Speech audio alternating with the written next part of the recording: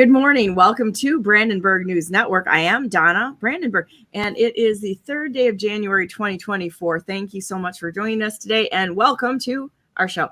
It's Liberty Essentials today, and I'm going to bring on Bill Mohr right away. Hey, Bill, how you doing? Good, Donna. Good. Another Wednesday morning. Another Wednesday morning, and we made it through the holiday season. Did you guys enjoy yourselves? Yeah, we did. We got to meet up with a lot of family, a couple of different events that we had put together, and it was a lot of fun. We're kind of like homebodies here, you know. We because we have horses and such. It's like it's pretty much the same for us every day. You know, what do? We go to the barn and we shovel horse manure and we feed horses and such, which I find a lot of fun. I actually got to ride yesterday for the first time in a little while, which was a lot of fun. And today is going to be tree cutting day, so that's what our day today is, which is kind of good. What we've been doing is we've been moving around the big mast crop trees and replanting like the oaks and that sort of thing. And we're cleaning out all the crappy choke cherry trees and the junk trees and the autumn olive and all that kind of crap that's out there. So that's today. Today is a make sure we have good trees growing day. So what's happening today, and what are we talking about on Liberty Essentials? Well, you know, we did a show a while back to show the basis of government, where it came from, how we got to where we're at. And one thing that I had skipped over is the Magna Carta back from England's time. Most people are familiar with that as a document, but there's a bigger push nowadays to say we need to go back to such things. Okay. And it's just real quick, but I don't think everybody understands where or why the Magna Carta was put in place. So first we have the King of England, right? And under the King of England, besides the administration that happened within government there, but you had the barons. And the barons were like the mediators between the people, or the peasants at that time, and the government institution, the king. And everything goes fine. The barons are able to regulate what happens with the people, and the king just regulates what happens with the barons. And everybody's happy and go lucky as long as the barons are happy, right? Whether or not the people are. But at the time, the king, just like we saw in our Declaration of Independence, the king had started to usurp his power and act outside of the authority that was ever granted to him, whether by law or by God, and started opposing or proposing measures that were against his barons, right? So now you end up with a hierarchy, and the barons are no longer happy because now they are being put under the king's authority in such a way that it infringes upon their rights to do what they want. And so the barons all get together and they write up a Magna Carta, which is similar to the Declaration of Independence. It states many grievances, but it mainly lays out the rules. It lays out the conditions of government authority to say that we're not going to take this any longer. And they force the king's hand into agreeing to all these terms. And there's 62 points on the Magna Carta that are listed there. And being that the barons had enough, they had to restrain their government back to some formal document to keep the king in check. Okay, because at that time, for the lower class or the peasants to come up and try to instruct the king was just not a valid rule of law. So once they had this signed by the king, which is basically stating that the king is under the authority of God, and when he usurps that authority, the barons will rise up against it and reestablish the rules. But that's just a brief synopsis of what was going on. And the whole point is that everything was fine as long as the king was playing by the barons' rules. As long as everything was going good for the barons, they were happy with it, right? They were willing to suffer the little things. But the moment the government stepped out of bounds with the barons, they put a stop to it, right? It's because they would not submit themselves to the governing authority, the supreme governing authority of God, and instead were submitted directly to a king. That's where the problem lied, because when you submit to a man, the man will eventually usurp authority and end up as a dictatorship or a totalitarianism form of government. And then the people have to put a stop to it. You can see that all throughout history. You know? Thousands of years of history we have, and it's the same thing over and over and over. Humans are just those kind of creatures that we do the same things, right? And we get the same results, and they have to be stopped using the same measures.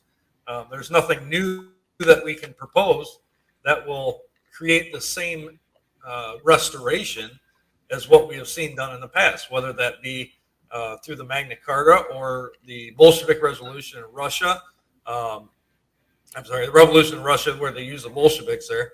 And a lot of that you can see clearly today if you go back and read the history of how that all happened. But it's always the same thing. And we cannot create new measures to resolve the same problems we've seen in the past. It's so much easier to learn what was done and how to prevent it than to have to go through it again. But saying all that, here we are. We're in the same position that they were in and so many before us have been in, right? So if, once again, if we want the results we used to get, we have to be willing to do the things we used to do. And as we come up into 2024 here, I see the same nonsense happening with every election. You know, it becomes, you know, the most important election in history. And I'm here to tell you, every election is going to be the most important election in history. It is how the government is formed, is established. It's how it is promoted by the people, right? But no matter who is in office, we cannot trust the person in office to do our job for us. We spoke on this when we touched on the militia, the body of the people, right? It is our duty to maintain this republic. And we cannot put our faith in a politician, or even if we have a proper elected servant, we cannot put our faith solely in that servant, because man will always fail. At some point or another, there will be a grievance against a man, right? So we need to actually put our faith in the supreme being that is of God, and then try to navigate the waters of government as best as we can under his authority if we want to get this resolved. Now, regarding election integrity, there's clearly no way we can vote ourselves out of the mess that we see, right? Agreed. Yep. There is nothing we can do at the federal level that is going to gain any ground. I am dead certain of that now. And there's not much we can do at the state level, save for having enough people willing to make sure that it's done properly. And we got 10 million people in this state, right? I could say at least. And we can't even get 7% of them out to vote half the time. Yep. I would say at least half of the people are all saying the same things that we hear all the time, right? This same kind of principle things that we say. Well, where are we? You know, how come we cannot assemble 1,000 people to go handle something? Occasionally, we can assemble several hundred people and meet at the Capitol and publicly address grievances. And we're not talking big riot types, or, you know, just doing it to create a show, but legitimately going to the government seat and saying, we've had enough of this, and you're going to put a stop to it right now. And do they? No, not really. But no, those things, they're just looking out the window, laughing at all of us. Yep. Nonetheless, we do establish our First Amendment, and we do still have to make our grievances known. That doesn't have to be a private thing between you and the government. In some cases it is, and maybe should be. But for the most part, a grievance against one person's right will be a grievance against everybody's right, given enough time, right? Mm-hmm. So we need to all come together on some terms to make this work, right? And nobody is going to agree 100% on everything. I mean, Donna, you know that. You and I don't agree on some things. But the majority, the common ground we fight, we agree on 100%. And that is that the government has usurped power. It is bloated beyond its authority. It has gone outside of its delegated authority, and it's time the people put a stop to it, right?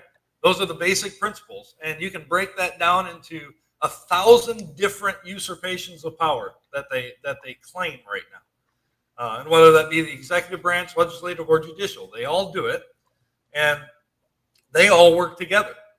The problem is we have so much division among the people, whether it be by religion, race, creed, political affiliation.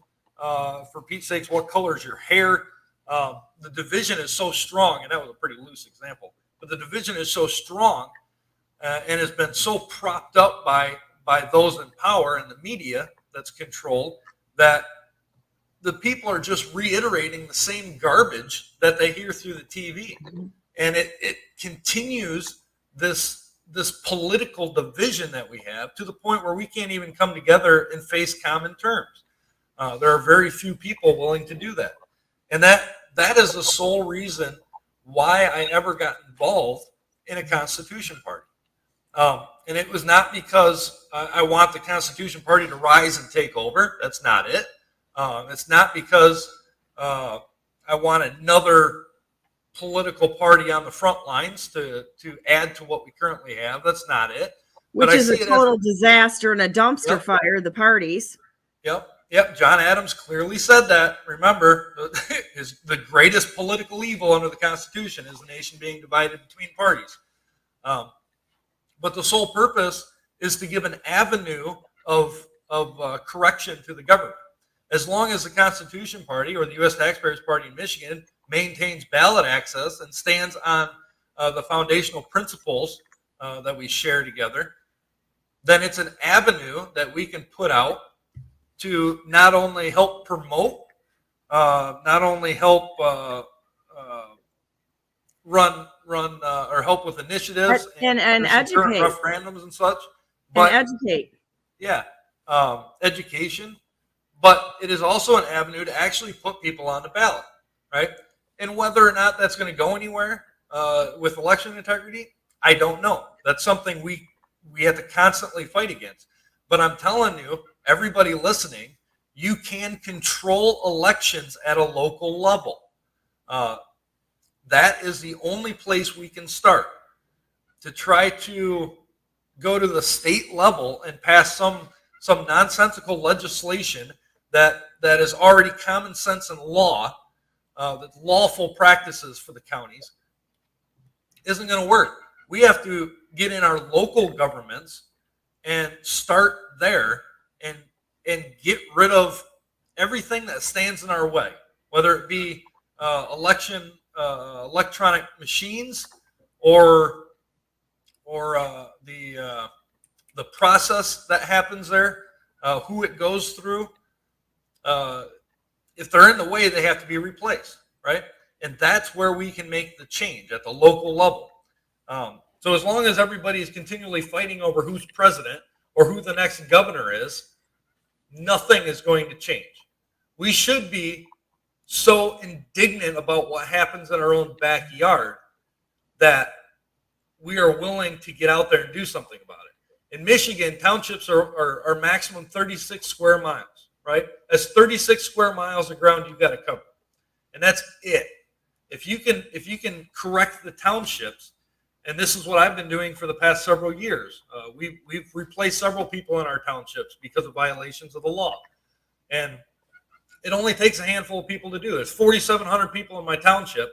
When I saw an illegal practice, an unlawful violation, or a lawful violation, double negative there, But when I saw a lawful violation of the law, I went after them. And out of 4,700 people, we had 2 people fighting. But we made it happen because we were dedicated to it. We weren't going to let it fall to the ground, right? We're either lawful or lawless. We're not Republican or Democrat. We're not red or blue, left or right. Those are all division terms. We're not white or black. It's all divisive, set up by those who mean to control you. We're either lawful, or lawless. Those are the only 2 categories we have in America. We are not a democracy. We're a republic governed by law, not legislation, not political parties. We're governed by law. And that is what has been failed to be taught to the past several generations, including mine. And that is what we should be out there promoting. Anything beyond that is going to be a grievance against the people and will result in a violation of our rights. That's my little rant this morning. Keep going, Bill. That's great. Well, and I agree with you. It's like, you know, the amount of people that I talk to, and, you know, wide variety of people. What's really shocking to me is how many people are constantly posturing to try to find these loopholes to get around what the law is. And they'll craft things, and it's like a statistician. A statistician can make numbers say anything they want. Well, right now the terms are changing. They're skirting around the issue, and nobody's challenging them, so they're getting away with this. And if we go back to what is on the books, you could go back to just like, I'm just going to throw one law out there, you know, Norton versus Shelby County. About 90% could be nullified based on the Constitution, but backed up by a standing law. And it's really unbelievable, but nobody's challenging it. The courts are completely rigged.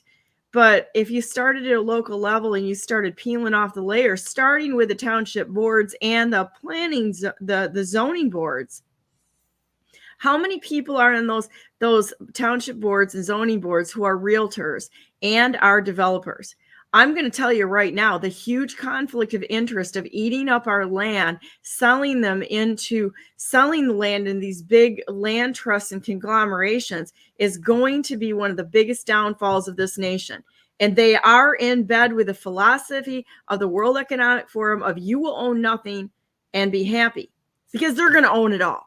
And they're making the rules for land usage and everything else to take away the rights of people. I was at one of our meetings here, and this guy wanted to have he wanted to start a business in his garage.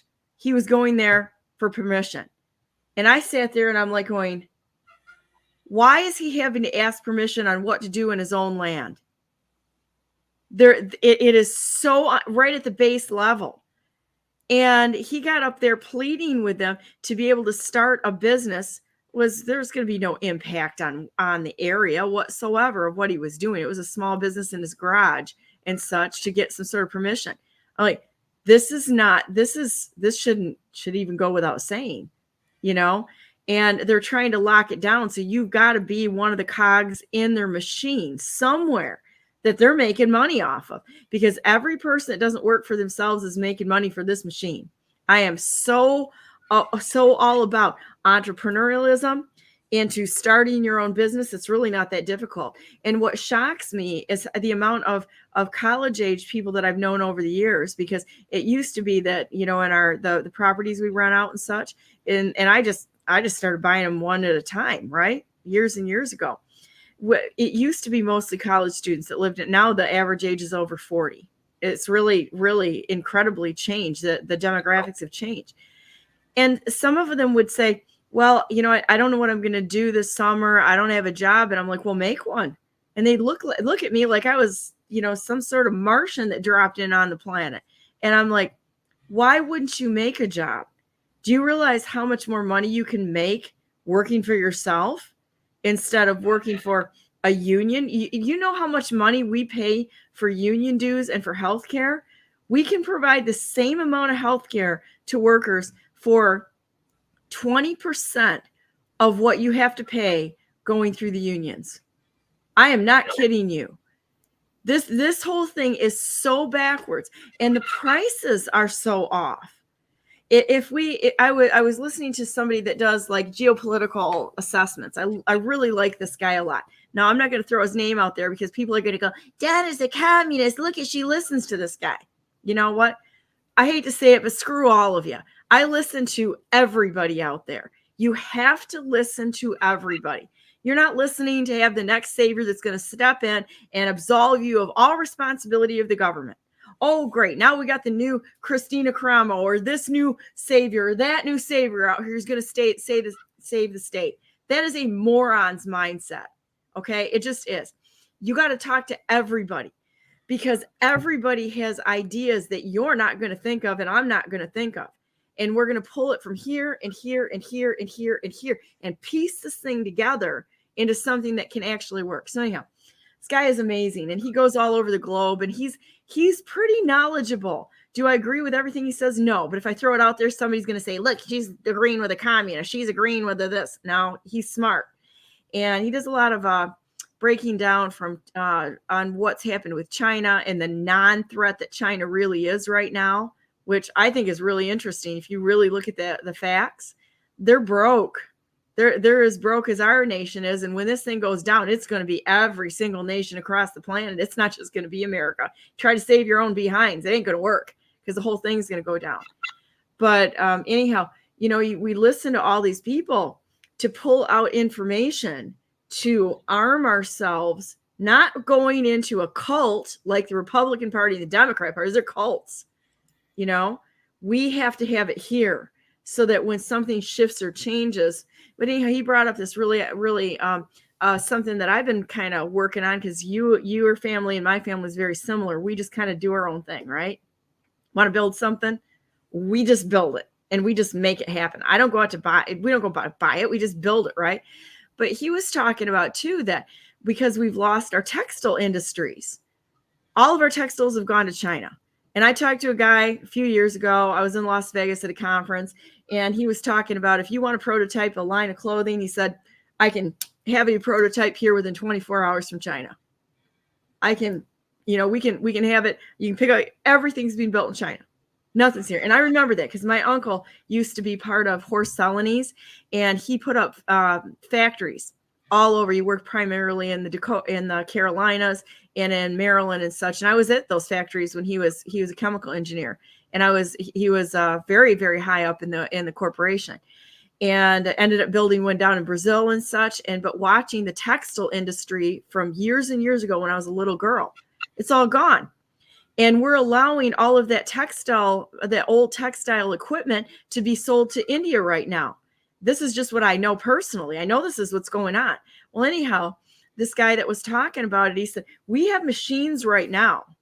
You put cotton into one end of that machine, and you're going to have a finished garment come out the other end.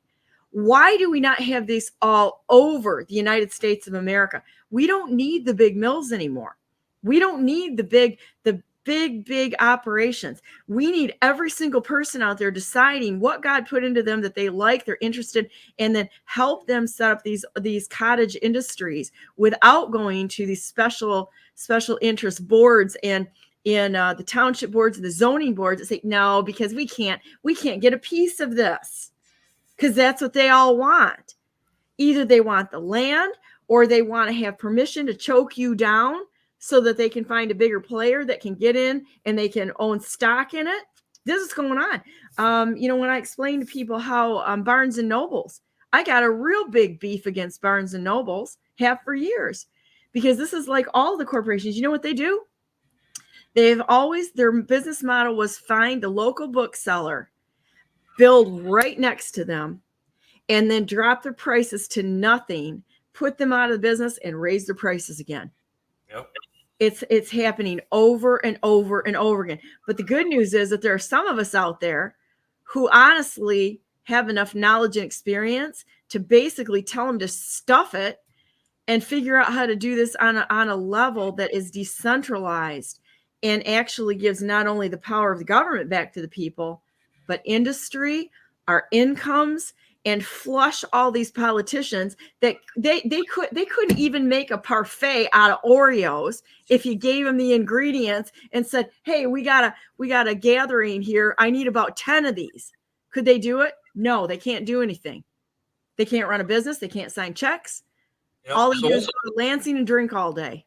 One of the big reasons why so many people are opposed to starting their own business is because they see the overburden of regulations that the states put on it, right? Not only state, but the federal government's got to have a piece of that, right? Because to open a bank account, you got to have an EIN number. Yep, well, and you got to have the insurance, which now they're saying they're not paying out because it's in a reward declared or undeclared. Well, yep. Now they're saying a declared war was the bioweapon of COVID and the vax of COVID. So anybody who's got a vaccine injury, you're screwed. Yep. They've already got this figured out.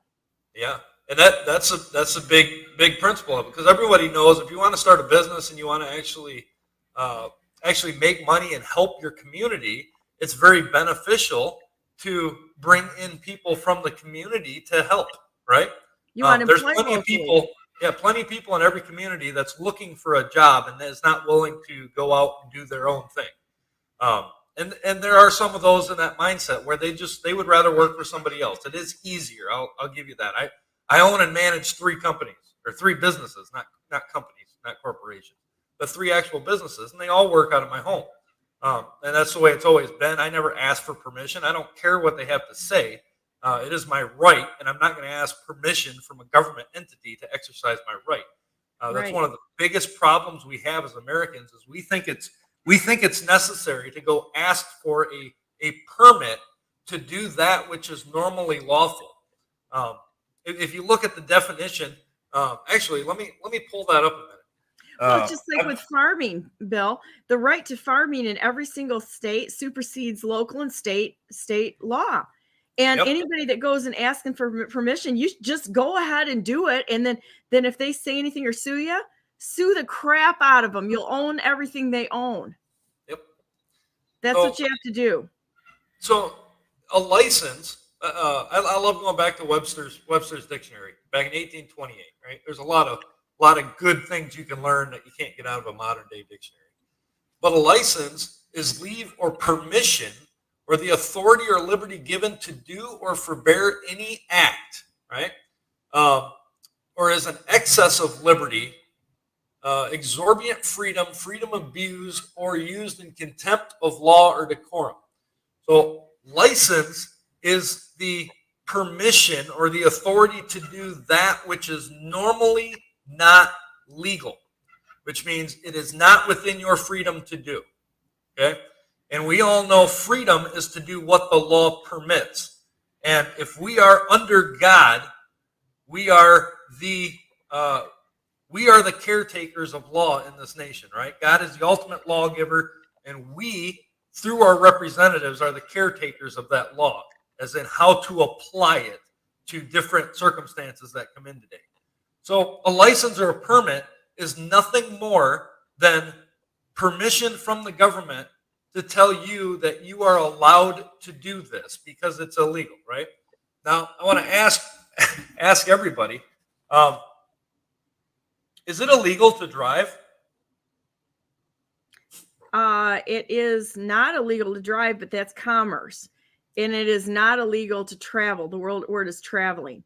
That's so right. If we're traveling, you have to understand the distinction between commerce and private citizen. Yep, it is not illegal for a person to travel using whatever means that they have available to them, right? As long as you're not damaging somebody else's property or infringing upon their liberty, you have the right to travel by God. We've never been restrained of that. So why is it that we, the mass majority, go down and we apply for a driver's license when all we do is travel to and from our destination? Right? We have the liberty to do that, yet we continually go and ask permission. I have a driver's license only because the vehicle I use is for commerce. Right? It's commerce. Yes. Yeah. Well, it's the same thing with taxes. We should be paying no personal income tax. It's an unconstitutional tax. Yep. That's all our absolutely tax correct. laws are complete. coercion, intimidation, and theft. Yep. And understand, if you look at the IRS code, I forget which publication number it is, but if you look at the IRS code, remember, that's a voluntary system. Nowhere in the IRS code does it state that an individual has to pay tax. Oh, do I have a good video on that one? Hang on a minute. I'm going to pull this one up because this is a gooder. So there are so many things we've been brainwashed into doing just because we've done them for so long. The previous generations have allowed it to get this far, and here we are now still fighting the same battles. And at some point, our backs are going to be up against the wall, and we will have no choice but to hit everything head on all at once. I personally would rather prevent some of this from continuing as we try to correct it to get it back to where it was. I was just talking to my daughter about that yesterday down here in the office. One of those heart-to-heart, hour-long talks. I love those. I'm so glad they're of the age now where we can do this. That's fun. It's fun too. When your kids get to be your age, then it's really fun. Yeah, we were talking about that. It's like, you understand a lot of the time I spend, the sacrifices that we have to make as adults is so that my children will not have to sacrifice them.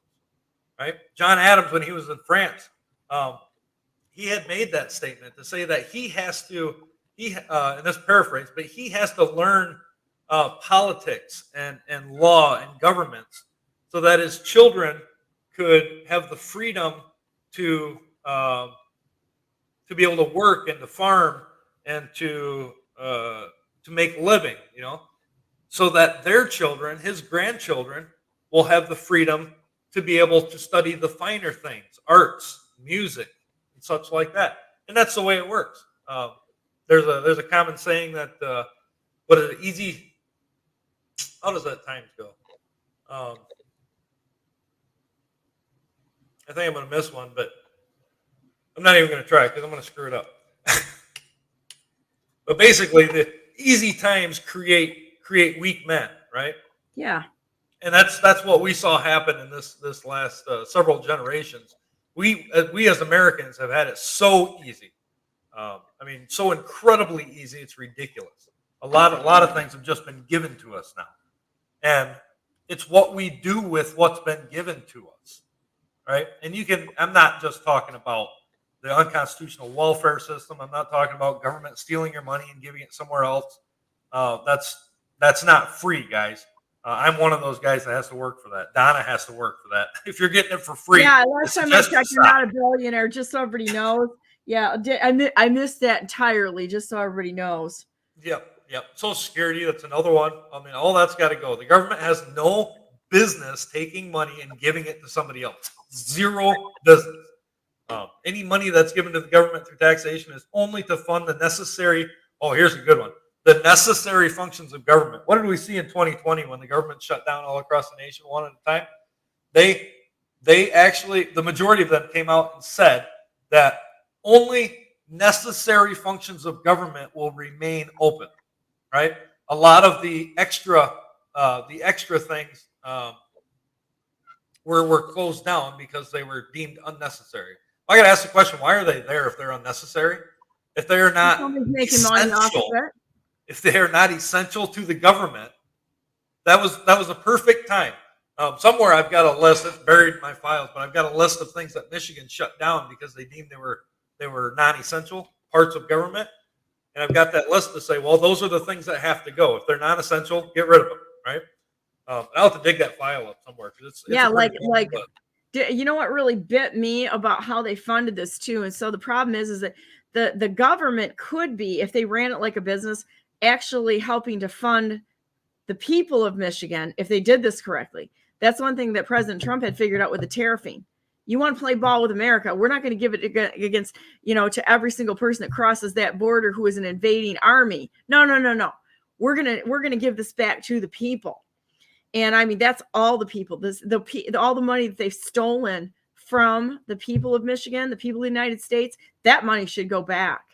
And instead of where it's going now, and somebody who understood how to do that could turn this around so quickly. And we could have if we could have healthcare, we could do that. If you actually had the way the taxing went, if you actually had it going back to the people, any of the royalties and that sort of thing of the state going back to the people of the state instead of the corporations. Case in point, Nestle filed $250 to have a permit to pull millions and millions and millions of gallons of water out of the state of Michigan for Ice Mountain. $250, and they have stolen everything else away from we the people. Went into the hands of anybody that has stock into Nestle, so it's become a stock heavy economy is what it is, instead of going back to the people that actually own it.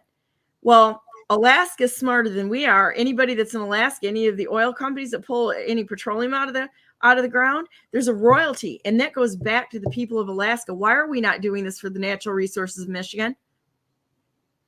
Yep. Why are we making corporations rich?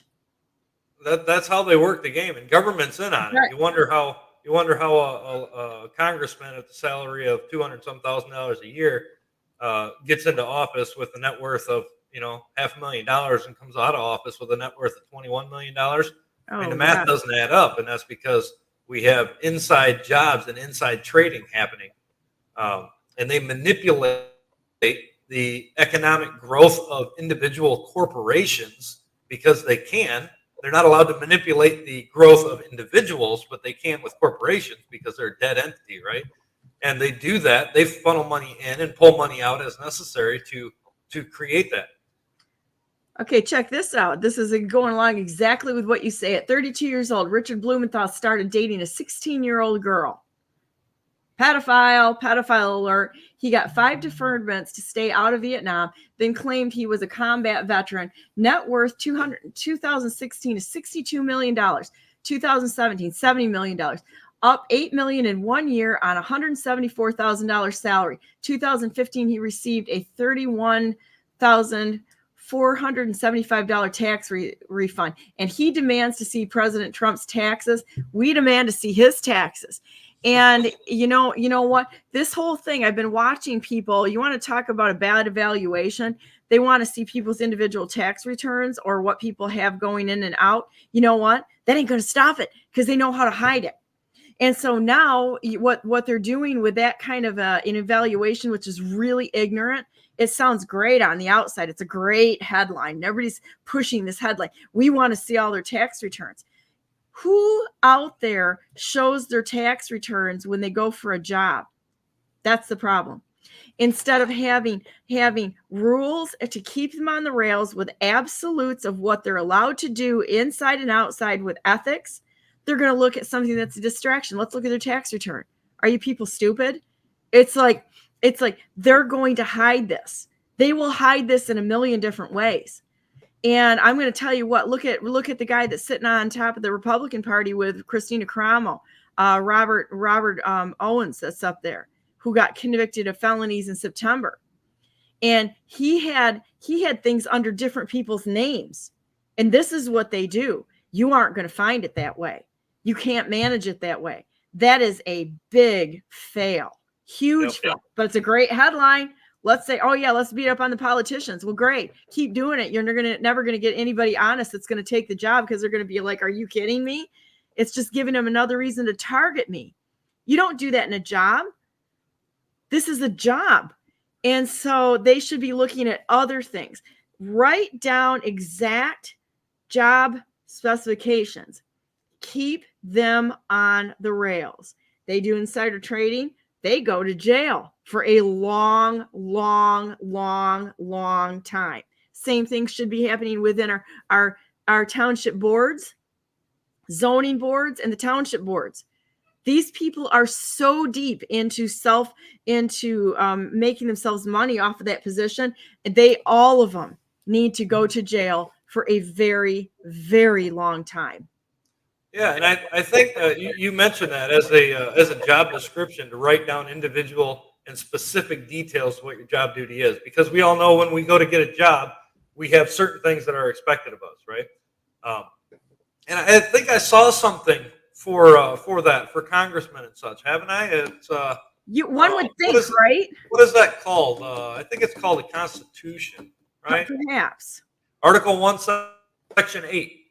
lays it out clearly what they can do, and they cannot go beyond that, and they have to do that, right? Clear job description. There's I think there's 18 or 19 points in there. Yes, and not only that, but now look what these guys have done, because the 1963 Constitution was illegally put in place, just like all the amendments. So the problem that we have right now that we're facing is we have got to get people into those positions of power. If we had had one honest governor candidate that was not establishment, pick me, we would have gone in there and nullified all of this stuff back to what actually worked, instead of jumping in and telling all these establishment people who are jimmying the rules, and that's in both the major parties, the uniparty, for their own gain. They're all doing it. You have to have an outsider that's going to get in there and just say, you know what, I'm going to be the hatchet man right now. You know, the hatchet guy. I'll be the hatchet guy. And go in there and cut it back. That Constitution needs to be abolished, because that Constitution was unlawfully put in place. They didn't have the amount of voters to put that in place. And the amendments that they're adding, all of these proposals, they can't do that. You're not supposed to put that in front of the voter. I mean, and why are they allowing this to happen? It's unlawful. Every one of them could be lawfully struck down if people got their heads out of their behinds and instead of arguing on these stupid facts within these parties, to which are getting nothing done, and finding an actual candidate that's going to go in there and say, hold my beer while I pull my swords out here, because we're going to cut this thing down to size. And that's what I like about the Constitution Party. That's what we're all fighting for, is to get the bloat gone and put it back into the hands of we the people. Yep. And the governor, I mean, even if you take the 1963 Constitution or the 1908 Constitution or any of them, one of the main governor's jobs in each state is to, just as the president of the U.S. is supposed to do, they are supposed to make sure that the laws are faithfully executed. Correct. Right? They are not law enforcement. That's the people. But they are not law creators. Yep, they are to make sure that they are faithfully executed, which means where we leave off, the governor should be saying, hey, no, guys, you have to take care of this. This needs to be addressed. You know, they're not supposed to just casually browse over unlawful activities. And that's one of the huge points. It doesn't matter which constitution we have. The 1963 Constitution is null and void. And I've been saying that ever since Prop 3. You know, whether or not it was rightfully elected or not, which we can clearly see. It wasn't. But ever since Prop 3, they want to try to establish a new right granted by the government within the Constitution. I mean, that right there should have just blown everybody's mind. Because if anybody understands the Declaration of Rights, our rights don't come from government. They cannot grant any new rights that have never existed. And to say that they did to allow for the killing of an innocent person, right, without due process, without being convicted of a capital crime, which is the only way to do that. But to say that they had the authority to grant you that right when it's in clear violation of not only law but common sense and the preamble to our Constitution to secure the blessings of liberty to ourselves and our posterity. Come on, there has to be something wrong legitimately with the minds of anybody who can accept that. Right. So here's something too, and it's like talking about the worthless Republicans. They're doing nothing here, guys. And it's like I would love to see them do something.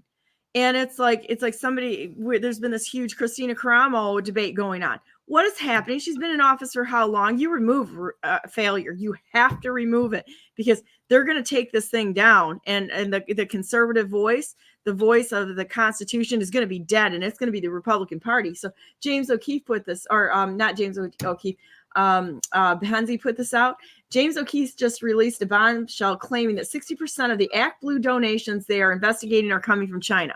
This means that Chinese Communist Party is literally funding the Democrat Party and influencing American elections. Where are the arrests and where are the congressional hearings? Where are the worthless Republicans?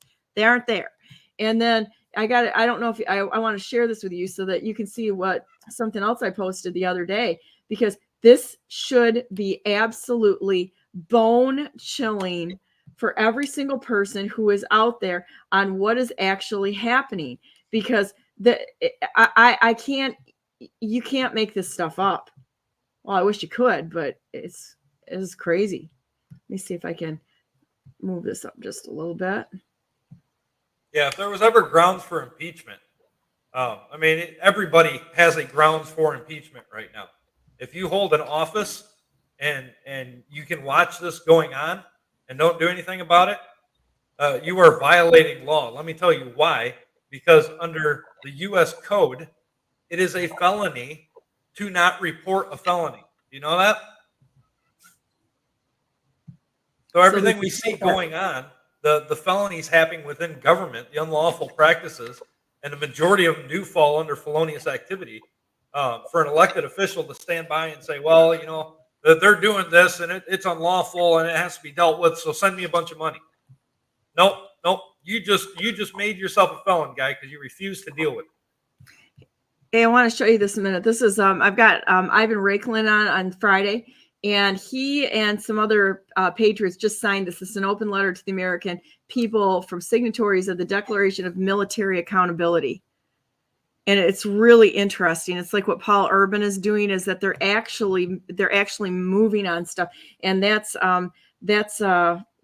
kind of significant. But I wanted to show you something. Let's see if I can. That was outside of what I was looking for, but hang on a minute. Just a minute. I'm going to see if I can get some backup here.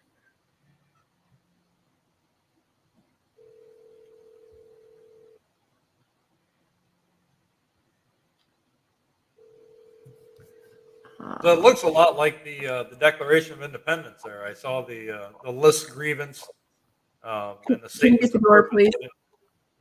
Didn't have a chance to read the whole thing there. But, all right, hang on just one second, Bill. I got somebody at the door. Hold on. Oh, sure. I'll keep talking. Talk amongst yourself. So, and a lot of people, from what I hear, say that we ought to abolish what we currently have. And it was made known that government should not be altered for transient purposes, for light or transient purposes. And that is little things that we can correct along the way. That's the purpose of our legislative branch of government, is to be able to correct the little things that happen along the way. It is when they usurp the power to the point where it is the government becomes against the people, which is where we're at right now, that we have to alter or abolish it.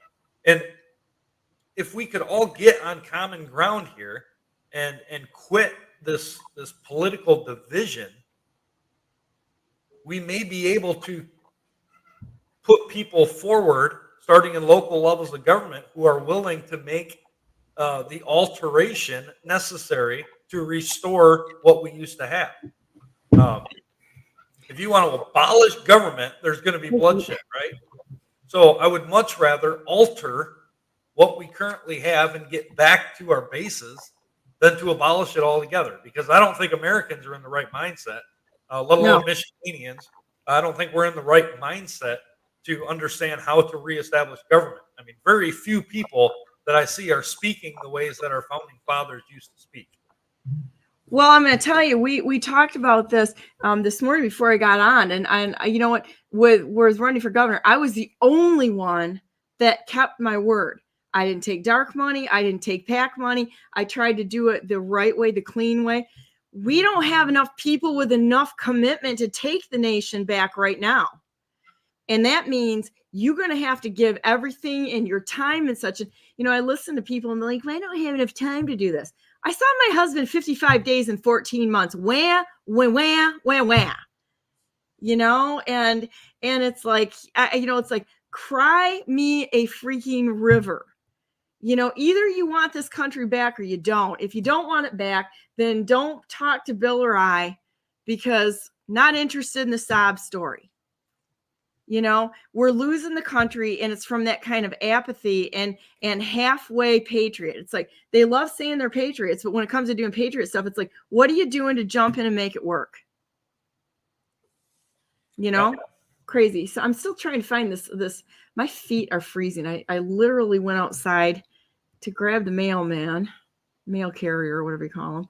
It's actually a male woman, and pull something in. There's a video I wanted to show you a minute. We got a few more minutes here. I see my next guest coming on. Hi, Angela. Bring you on in just a minute.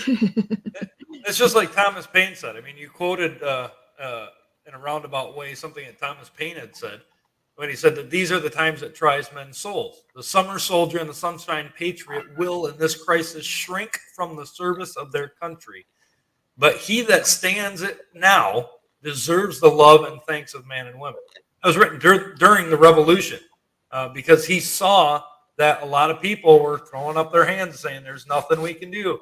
I'm here to tell you, if we're endowed by our Creator with certain unalienable rights, and we understand the liberty that comes through the bloodshed of our previous patriots, of our own brothers and sisters that died before us, we understand the liberty that comes through the bloodshed of Christ, right? That renews us into a new man through power and might of His Holy Spirit. There is nothing that we cannot accomplish. All we got to do is put ourselves be against us. We are going to be in a great place. We just got to step forward and say, this is worth fighting for. I'm going to do this for my kids, my family. And if there's only 3 of us doing it, so be it. That's right. That's right.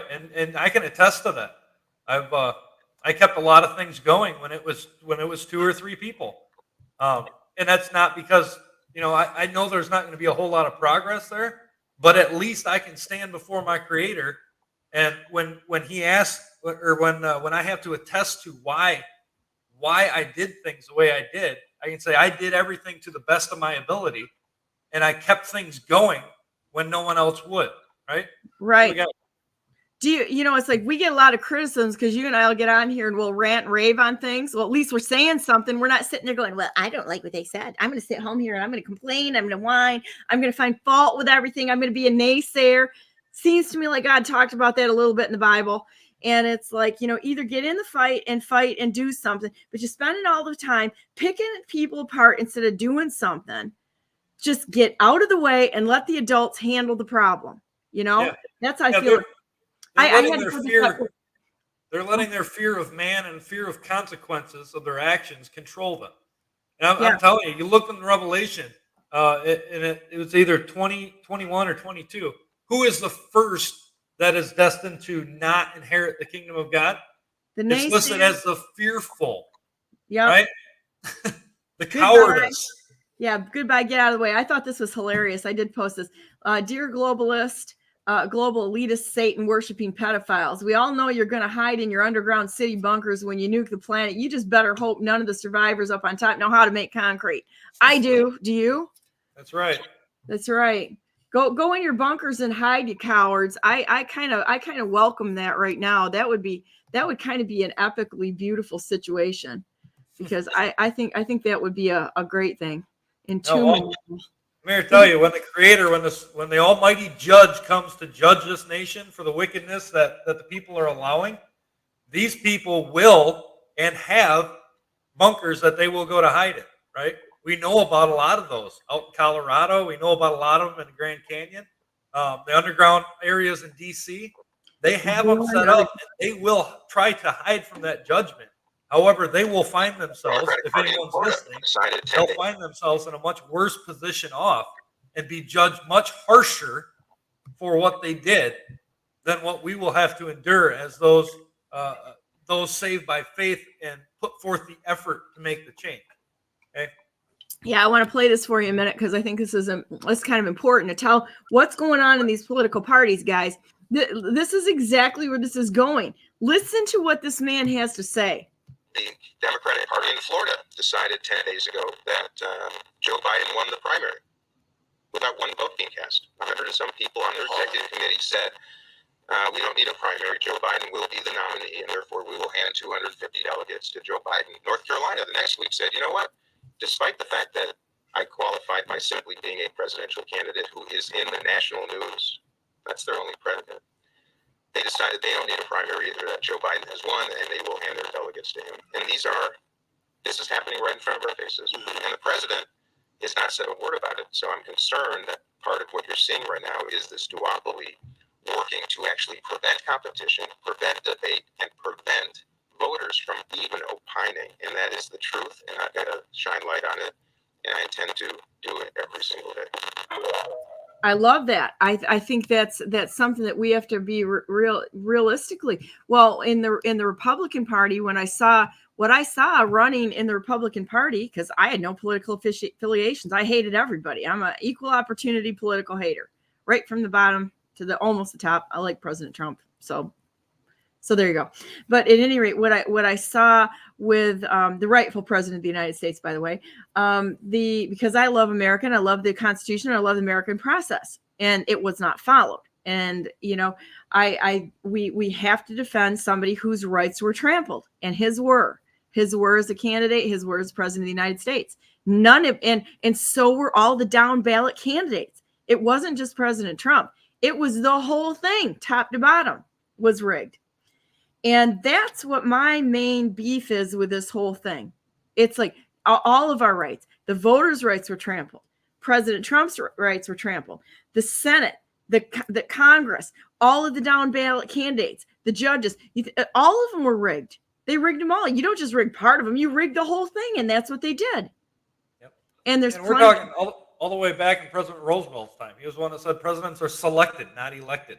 Right? Yeah. This is nothing new. Everybody that's just starting to understand it's not last election. It's not 2020. It's not 2016.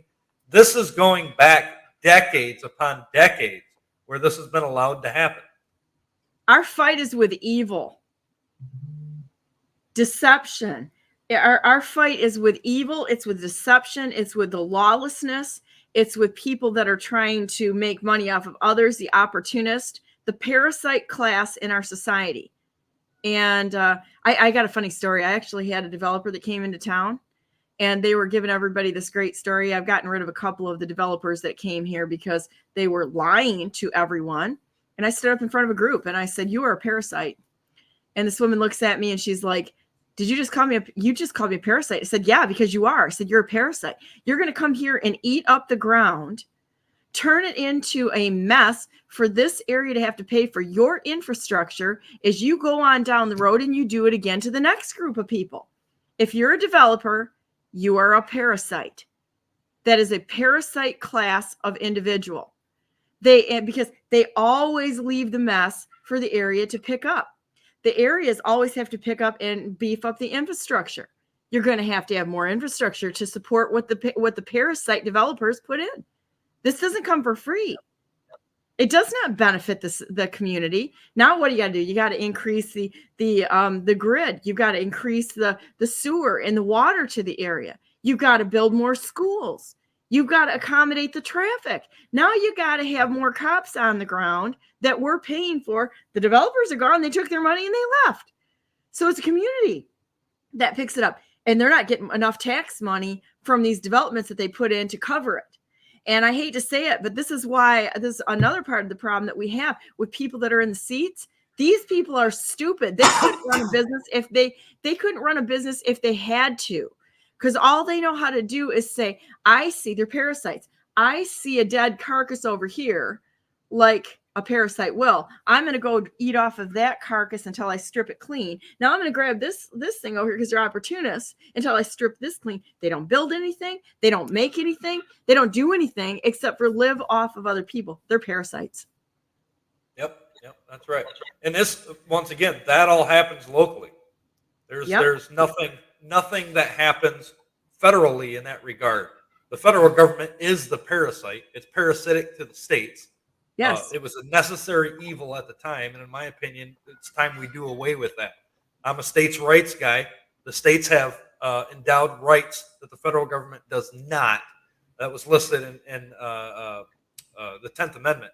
It's clear as day. If the federal government doesn't have the power to do it, that power lies with the states. If it doesn't have power in the states to do it, the power lies in the people. And that's why us people, we are the authority here. Under God, as our only king and sovereign, we are the authority to this government.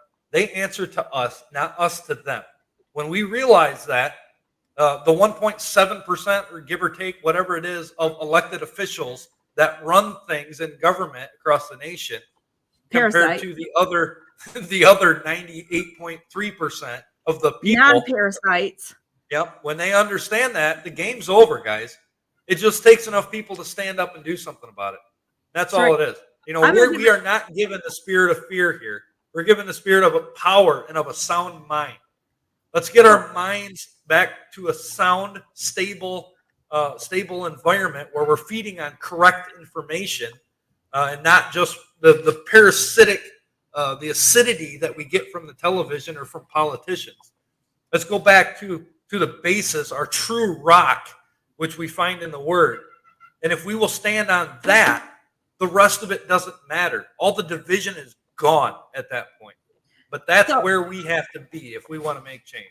Okay, so I'm going to give everybody a job being a CEO and a delegation expert here. I'm going to delegate a project for everybody out there that's listening. Go to your township and your planning board. Find out how many are realtors and developers that sit on those boards and kick their parasite butts off. Give them notice. Make them go up the road because they are literally using their power to self-enrich. Every single one of them. That's number one. And number two, all of our elections, they're completely illegal because the state is not supposed to be handling the elections. And what happened in Byron Township here, I was denied my FOIA by our clerk in the township. And she told me flat out, this is going to leave a mark when I'm done with this because we're going to go into a legal process here to make them accountable to the law because there were four election laws that were being broken right here in my township. They don't have anything. They kept nothing there. And it's supposed to be the counties are supposed to be handling the elections. Genius sitting up there in Lansing, Jonathan Brader, chairman of ERIC up there, who is also the director of elections, Mr. Genius up there, Mr. Let's make up policies on the fly and not follow the law. That Jonathan Brader, who sits in Lansing, making a lot of friends here, I'm sure. I really don't care. You know, our country's going to hell and nobody seems to care. So anyhow, you know, they need to have the state, the government. It is illegal for them to have a place in running our elections. Well, Mr. Run His Mouth, Jonathan Brader, who told everybody in a memo, the clerks, to send all of this stuff up to the state and don't talk to the voters. They have to come to us. By another violation. Mr. Chairman of ERIC, Mr. Making Up Policies on the Fly, Mr. I don't know, Mr. Head Parasite of the election board there. Do I have a problem? Big problem. Yep. You know, and state is merely the reporting agency, right? They are the data collection center, if you will. Everything that happens in lawful practices when it comes to elections and such does happen at the local level. That's the only spot we can attack this. Mr. Brader, Mr. sat there and watched foreign interference in our elections, Brader, because I sat in the room and listened to that guy, Mark, tell everybody there on public record that he was able to go in, take copies of all the signature petitions. Who is this guy? Have we checked any of it? No, we haven't, because what did he do? He sent it all to Bangladesh to have signature verification of our elections in Bangladesh.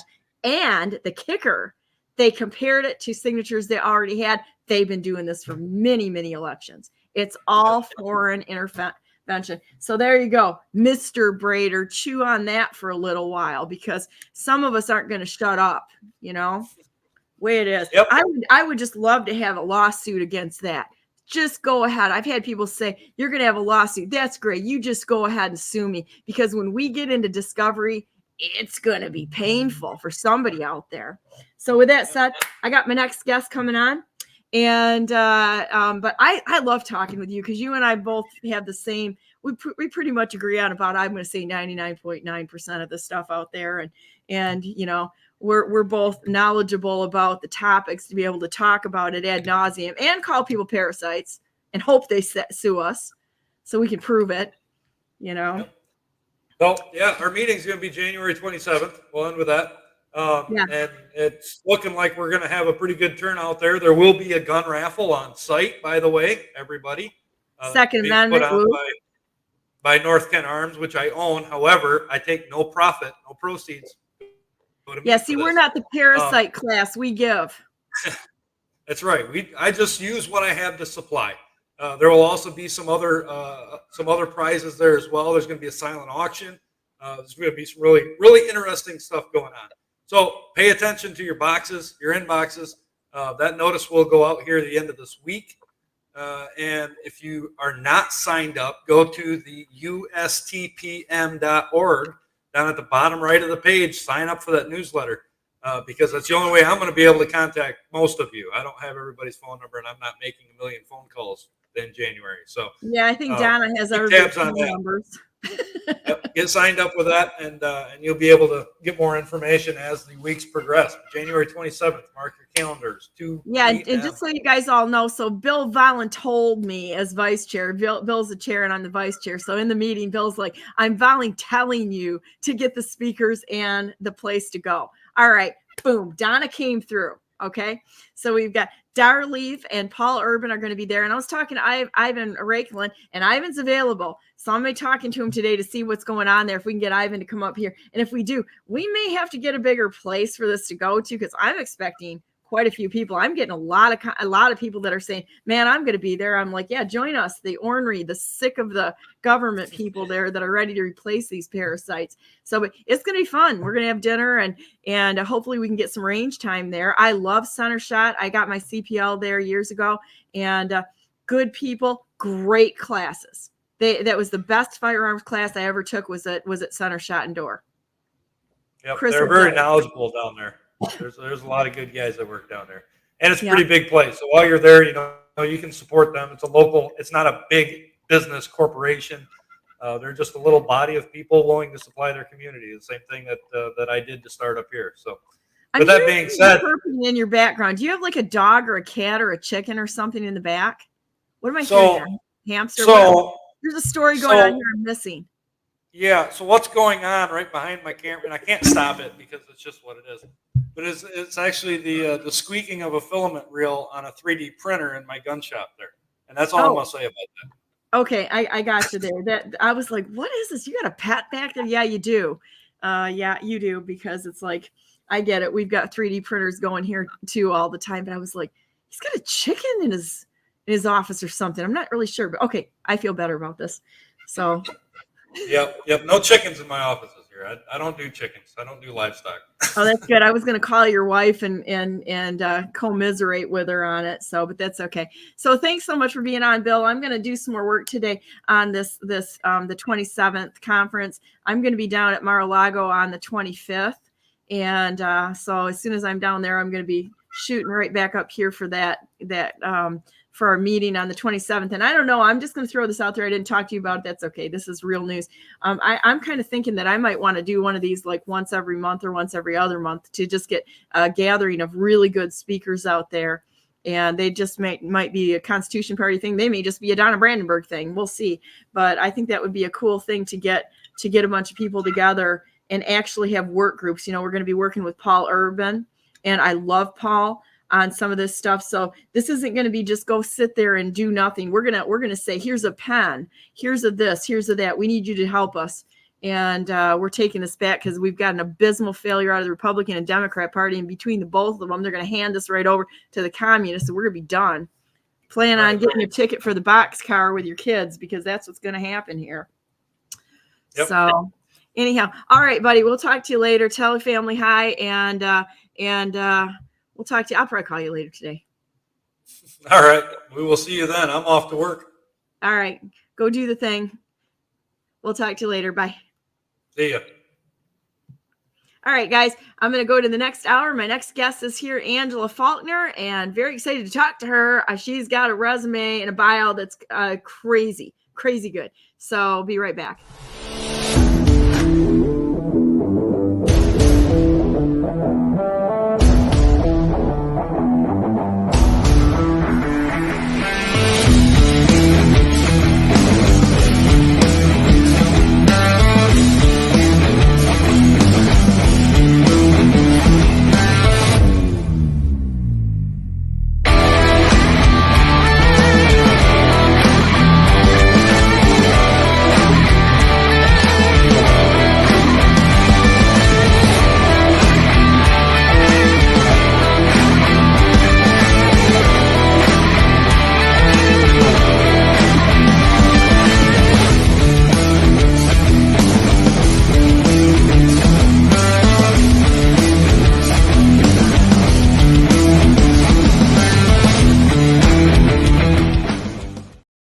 Good morning. It is December. Listen to me. I'm still asleep, half asleep.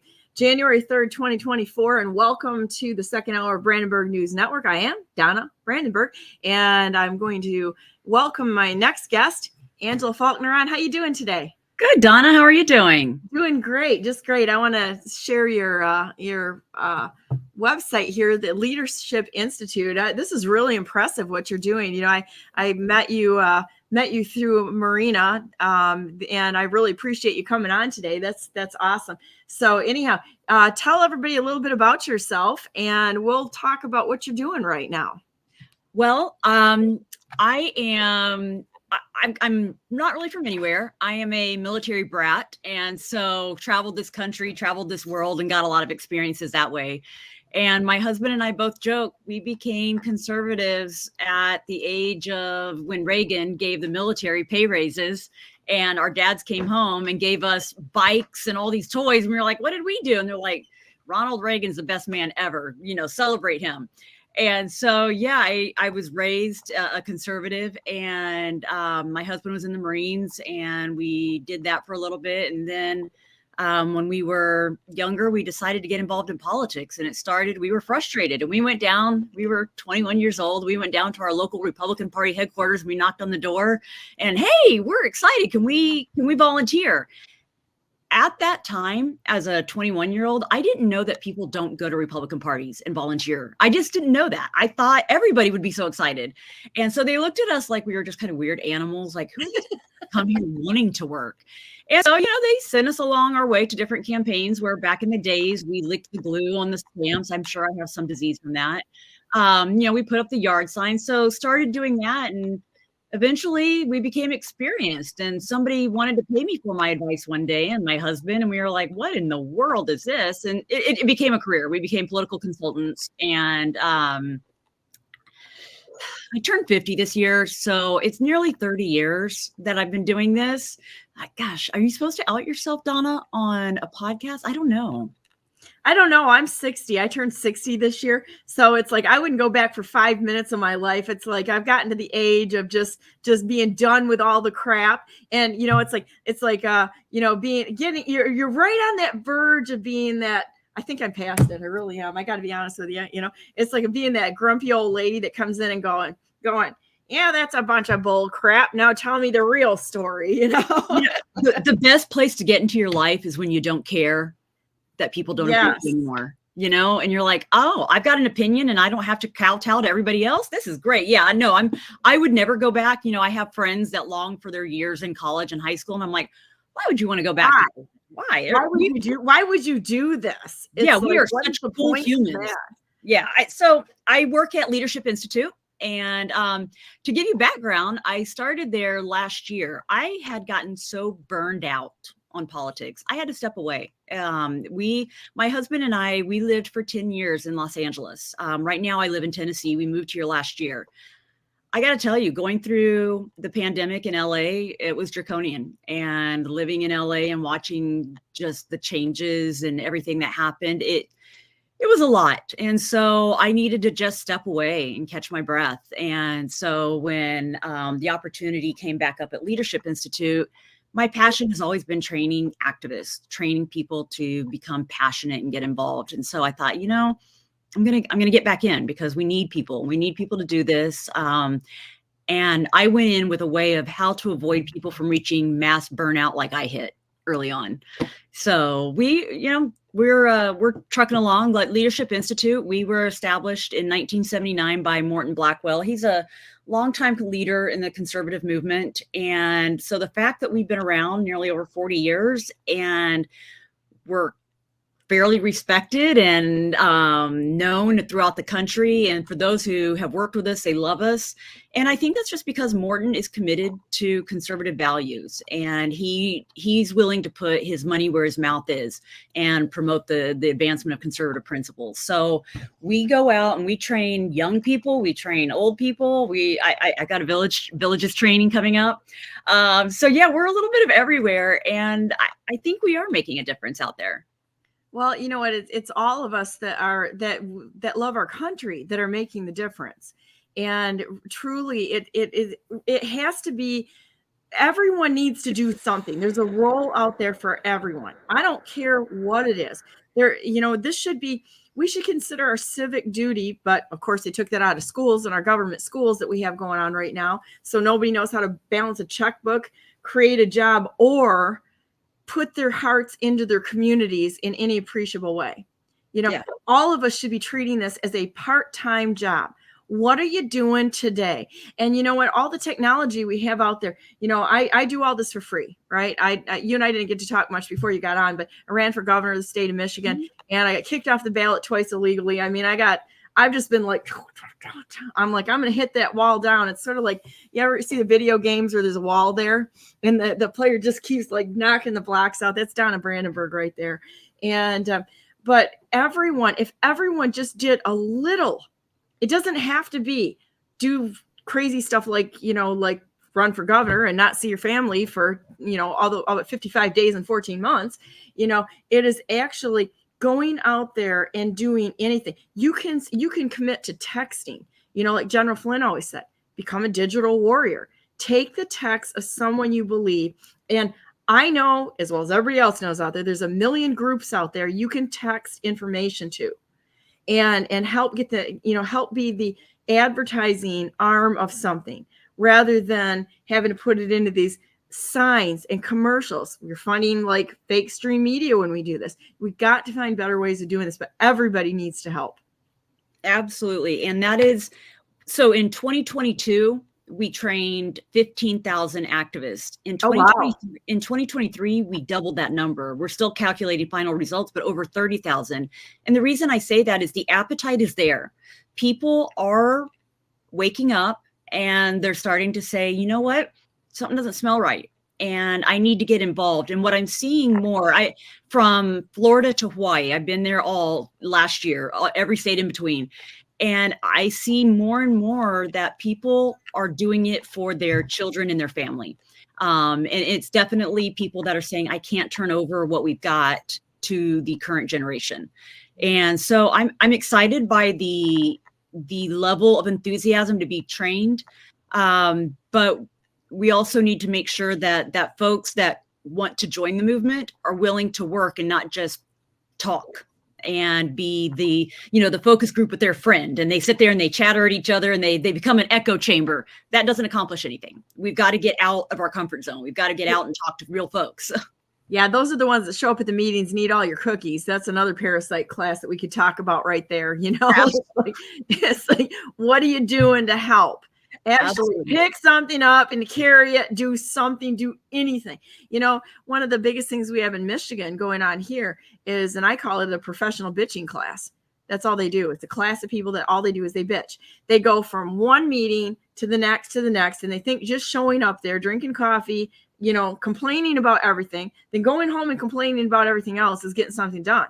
And it's nothing. That is not working, just showing up. You got to actually do something. My favorite training that I did this year was actually in Grand Rapids, Michigan. We don't have. I didn't know you were there, so I'm like really out of the loop here on this. It's like you told me that you're in Grand Rapids. Well, I'm like 7 miles away from it right now. I mean, this is where I'm at is Grand Rapids. I had no idea you were here. I wish I would have known that. Yeah, we had a group of 30 people, and they were all brand new precinct committee people. I want to say 95% of the people in that room. And the woman who contacted me said, we're not getting really any training on what we're supposed to be doing as precinct committee people. Can LI come in and train us on the roles and responsibilities of activists and how to become involved? And so we did. And the reason I loved that group is they were hungry, very hungry. They came in with what they felt was the best way to approach influencing elections. We tweaked it, we modified it a little bit based on experience and what we think works well. And by the time they left, they were really excited and engaged and ready to get out. And that's what we have to do. We have to find folks and explain the job to them. And in small example, when we do door-to-door clinics, a lot of people teach about how to go door-to-door. I'll go door-to-door with you because what you learn in the classroom isn't always applicable, but when you go out and actually practice it and do it. And so a lot of our trainings are hands-on. How are we doing this? How do I adjust my strategy? So yeah, it's that was a great group, and I feel like Michigan is one of those states that just needs a lot of love. Yeah, it's a dumpster fire right now. I'm going to tell you what, because everybody here has been lied to so horrifically.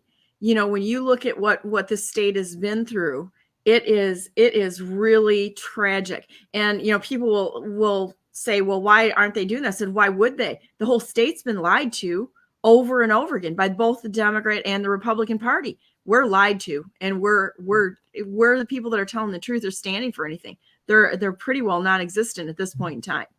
And so now, because the leadership isn't there in the state, people are just like going, what difference does it make? You know, they're going to throw Hillary Clinton out there. You know, at this point, what difference does it make? Because there isn't there. So that's kind of where, I hate to say it, but as individuals, we have to go out there and do something totally different. And I think we're at the point in time right now where we're going to see something extraordinary happen in Michigan. So like, you know, I'm the vice chair of the Constitution Party here in Michigan, and Bill is the chairman of it. And we just had a shakeup, so he became chairman, and I stayed as vice chair. And there was a personal matter that somebody had to step down for. Okay, and so we shook it up, but we're still going. But you know, we are continuing to fight and to try to build things together and bring people into the nest a little bit in order to be able to work together. It's not that we want everybody necessarily to join us. You know, it would be great, but we need workers. We don't need people that come and eat the cookies, you know? I like the word parasite. I'm going to start calling the cookie eaters parasites. That's what they are. They're parasites. And it's like, they waste your time. They want to tell, it's like a lot of times people will come, and I get it. Everybody is so frustrated. They want to talk to you, and you've become their like de facto therapist. Yes.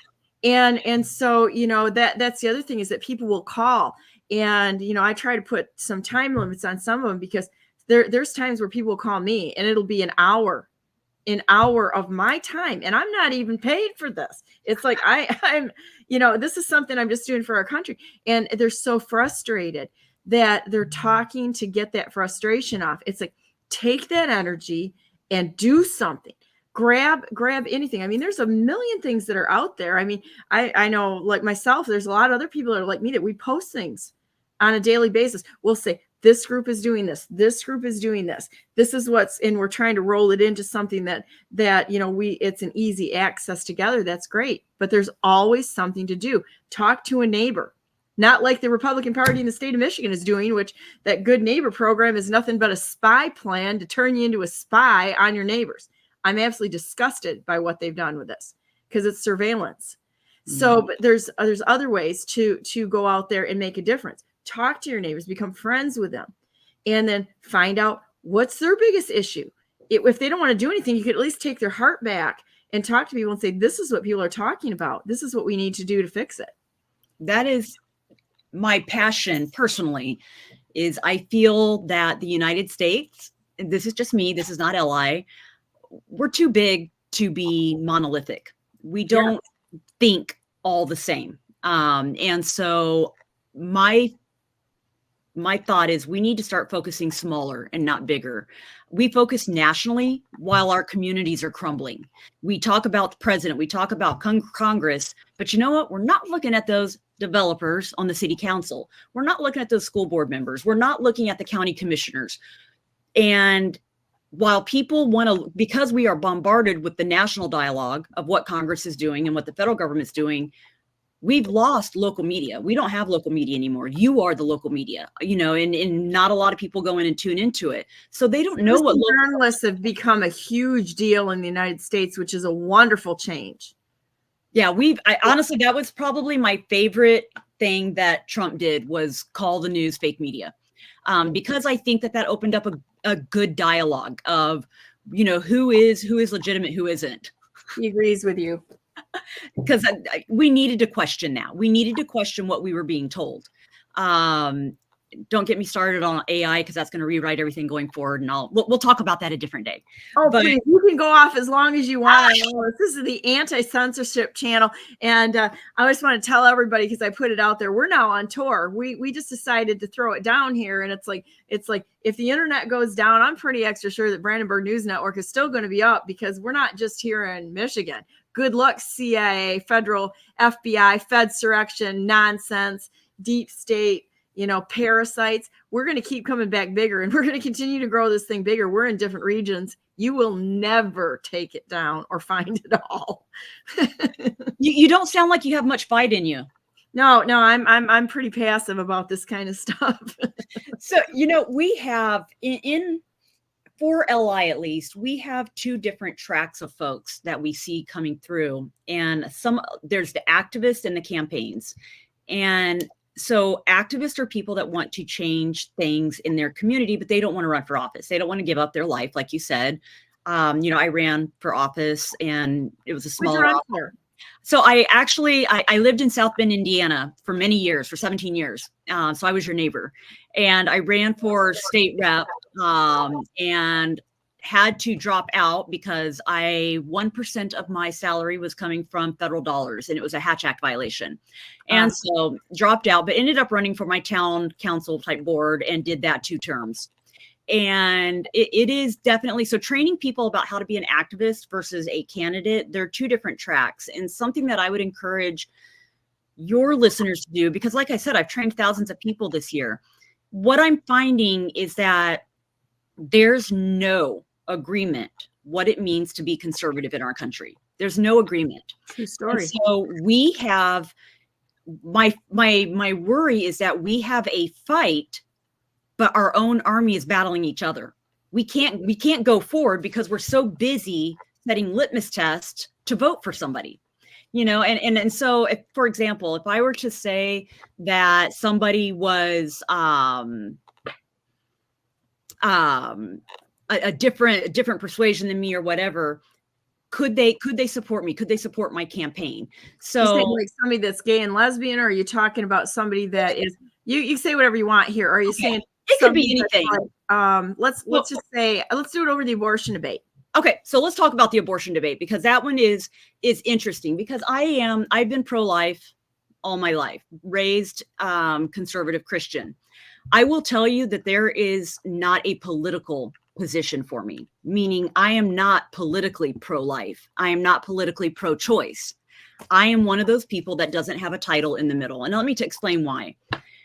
We've spent billions of dollars fighting abortion.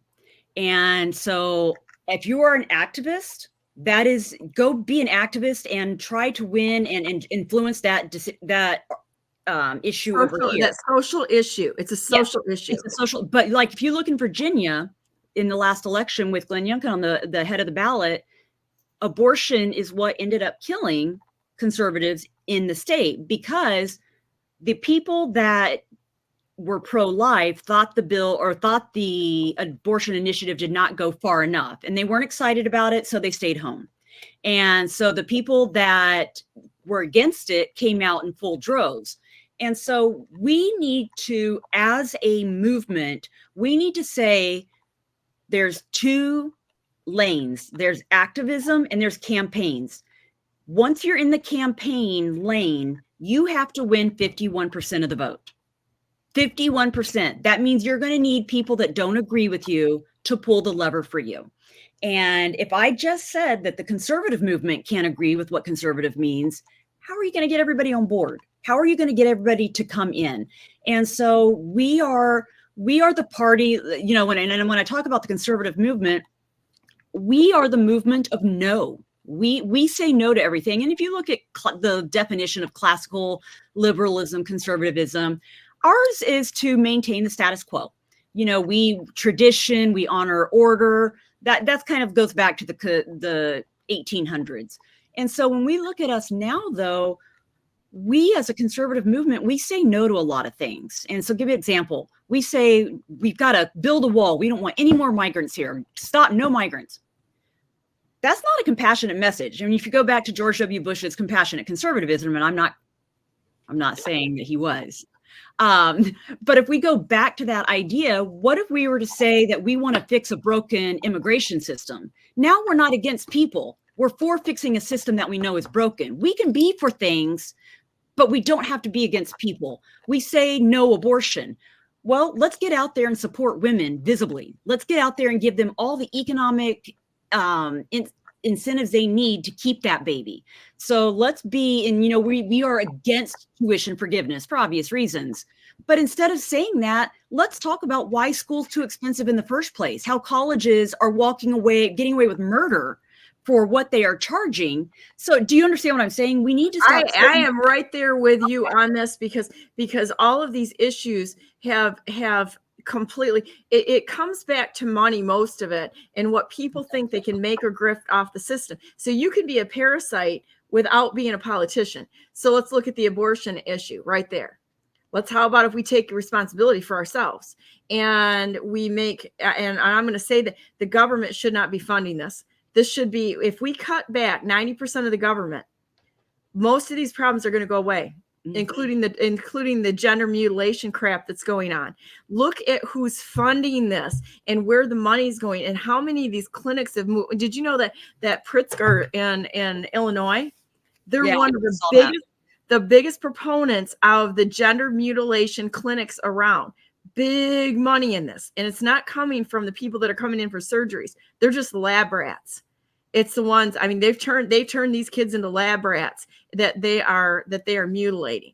And the money's coming from all of the social engineering within our government. That's where they're getting it from, just like the 300 billion that's gone to Ukraine. It's all coming from these big corporations that are trying to kill off Americans and or wreck us. You talk about big corporations. Let me read this tweet to you. And I was absolutely shocked when I read it, because sometimes you agree with your enemy.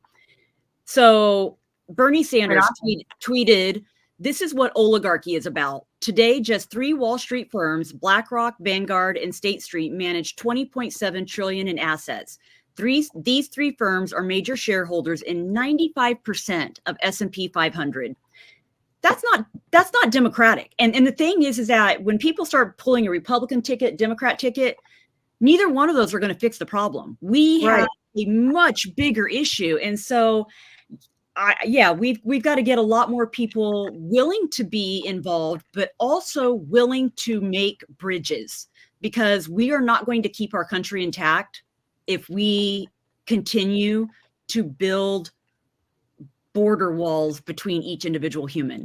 It's turning things into an issue. I mean, everything, people are going like, I'm a one issue candidate. That's great. Who's running the country? It's just like with the debates. Debates are ridiculous. All it checks is somebody's debate skill. That doesn't mean they have the actual skill to run anything. It's not a management skill. It's not a knowledge-based skill. It's somebody who can argue. That's it. And that doesn't fix anything. When you're usually the person that you sit to with in a boardroom, the quietest one is the one that's actually in charge. The one that's talking, running their mouth. They're just trying to be somebody who's not. I mean, that's always pretty easy to see. The quietest one in the room, that's the one I want to talk to.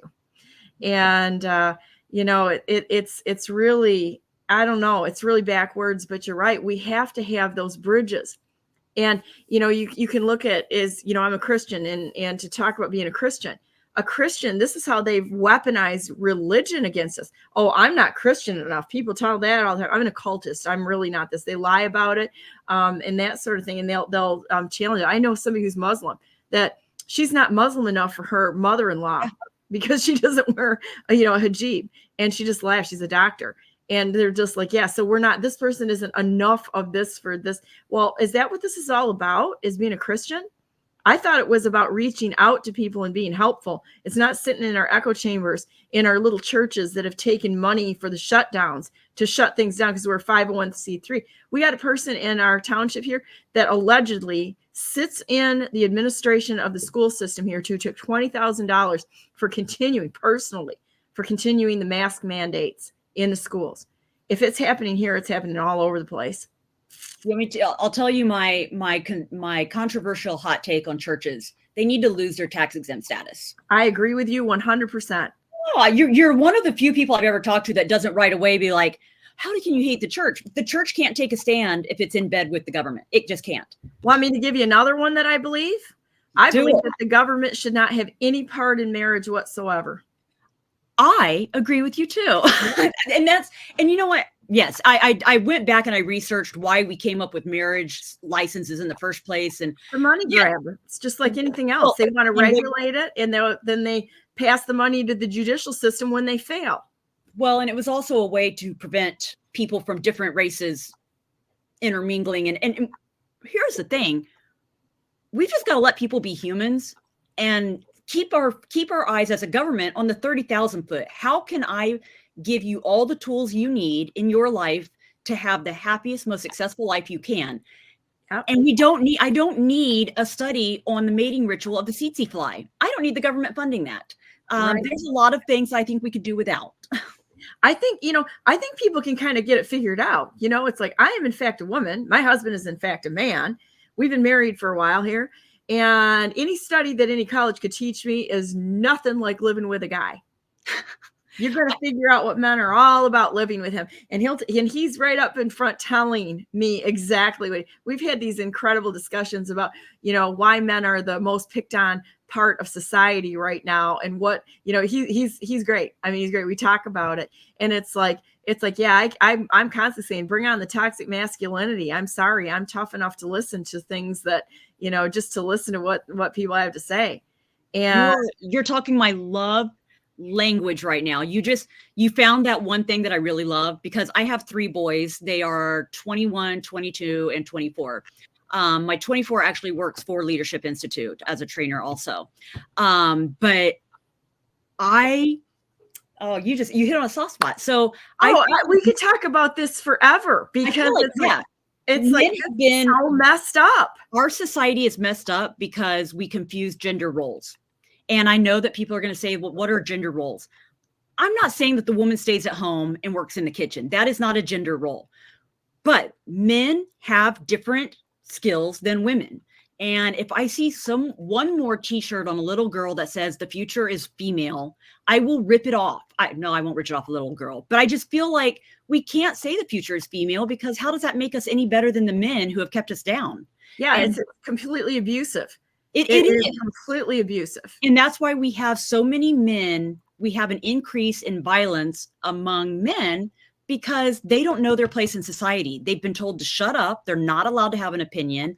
They are not as important right now as women.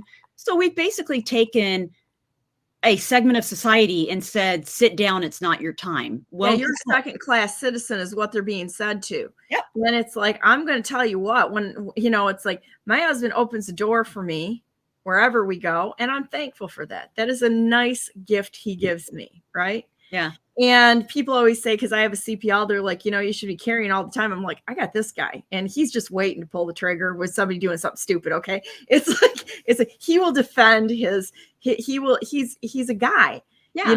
And guys, and it's like, I'll pick up some of the pieces, but it's like, let him do.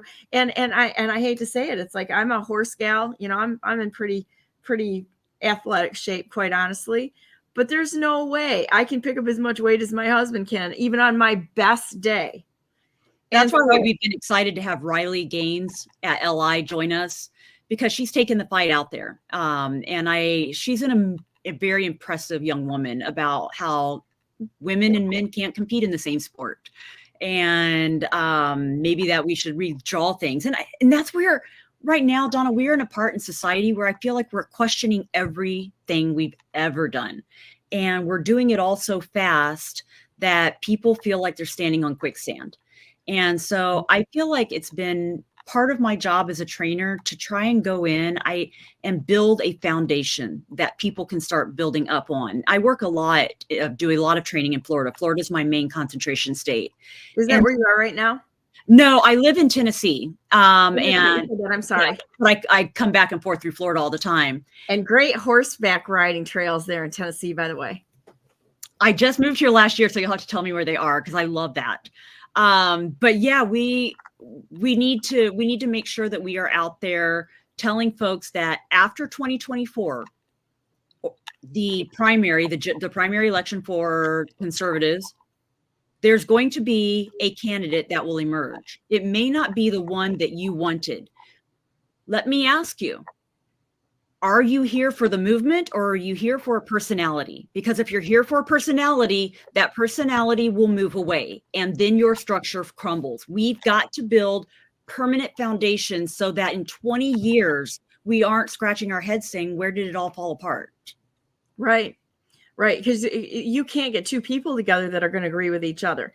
And to just, like you said, you put it absolutely beautifully. This is not a qualification thing. It's a disqualification over minor stuff that doesn't matter.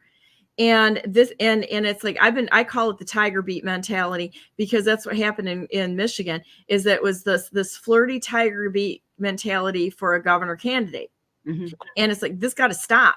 It's a job interview. And do you have someone qualified to do the job? The qualifications right now are a person that understands and goes back to the Constitution and cuts this thing down to size and prosecutes, or make sure that there's prosecution of all of those who committed sedition and treason.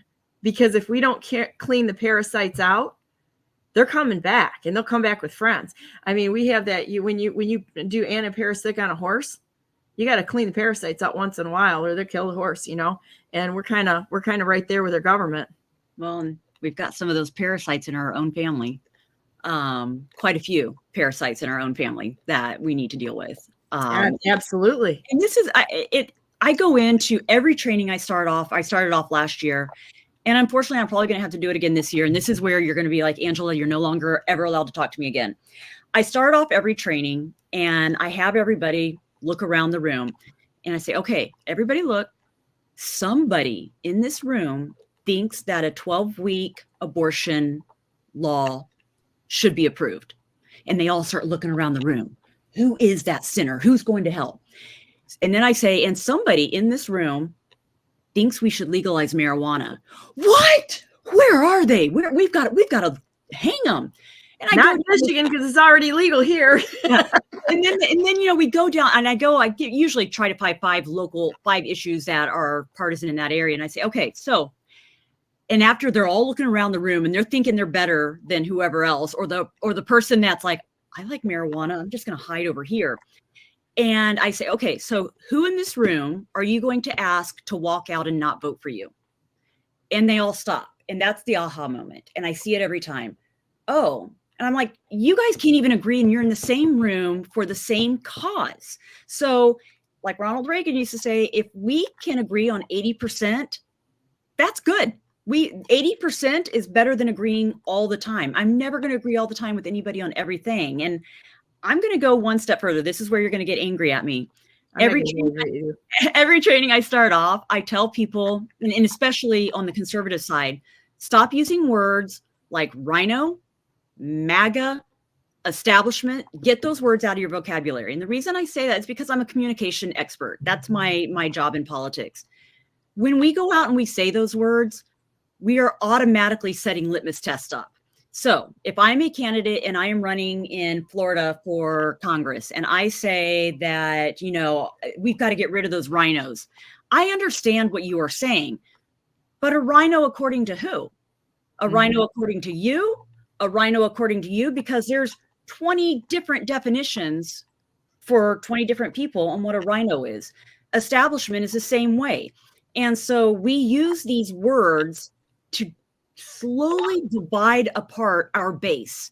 And if I keep calling you names to your face, eventually you won't come to my party. And that's what's happening. So that's been my challenge to everybody, is we've got to moderate our language. We've got to focus on the goal. And, I don't know if you ever watched Lord of the Rings, the Eye of Sauron, how it focuses on its intended target. We've got to focus on our intended target and be one force and say, you know what, friend, I don't agree with you on this issue, but man, you're with me in the trenches 80% of the time. So let's charge forward together and win this election. And after this election, I'm going to continue to be an advocate for the one issue that you didn't agree on, but we'll still be friends. That's how we move forward. We don't move forward by telling everybody that you're all the enemy. There's only so many enemies that we can get rid of. And the Democrat Party has done this really well.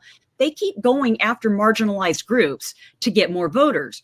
There's only so many marginalized groups you can reach out to until you run out of marginalized groups. I mean, you see it right now, in my opinion, with the gender mutilation issue. They've had to go so far to find an issue to get more voters because they keep marginalizing it. We are in the process of doing the same thing on the conservative side. And so, a good example of that is the term woke.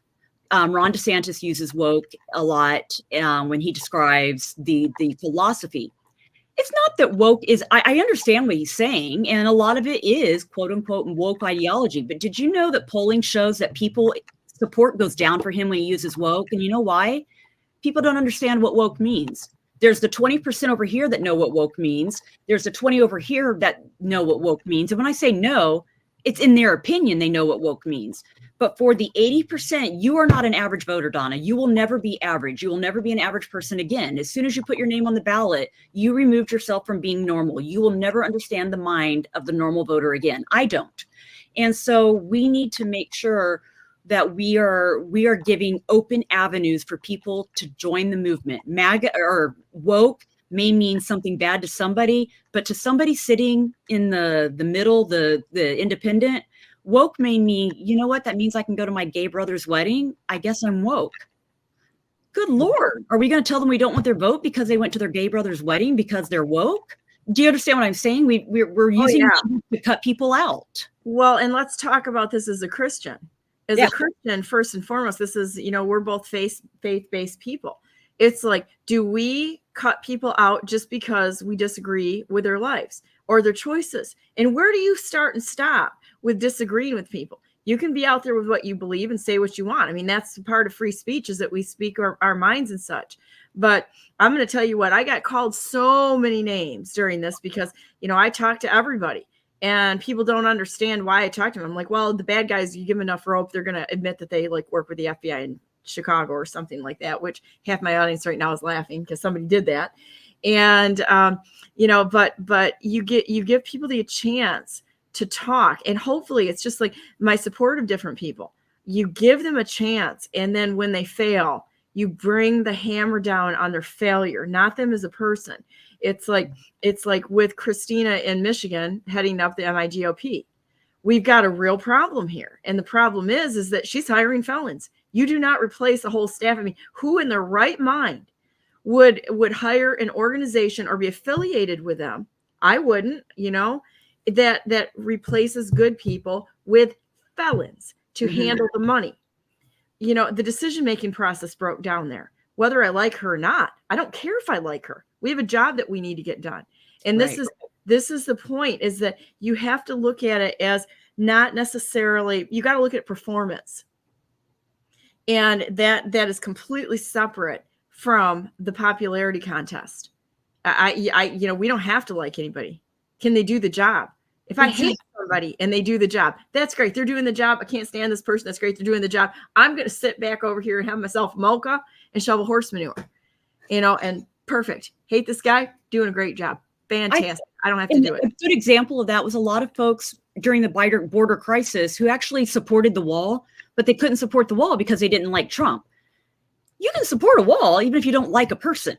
There's certain things you're going to have to find where you can agree for the greater good. And we've lost the ability to be gracious in debate. We are not, in going back to our faith, that is not what Jesus called me to do.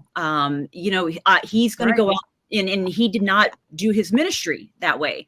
And so I feel he hung out with prostitutes and tax collectors. Yeah, he was kind of a bad boy. I mean, according to some of the guys. And so, when you talked about negative campaigning and what happened to you, and I'm sure you have firsthand experience with some really nasty attacks. Negative campaigning, like I said, I've been a consultant for 30 years. It works. But I will tell you, it's only short term. And here's the problem. And this is where I think we are as a country. Negative campaigning, we decided works. Now, we didn't just start it. We've been doing, if you go back 100 years ago, 200 years ago, those were some negative attack ads.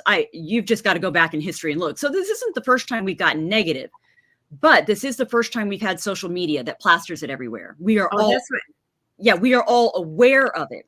And so what happens though is this negativity long-term impacts you. It doesn't create community. So a negative attack will work on you, Donna, and get you out of office one time, but it doesn't have long-term effects.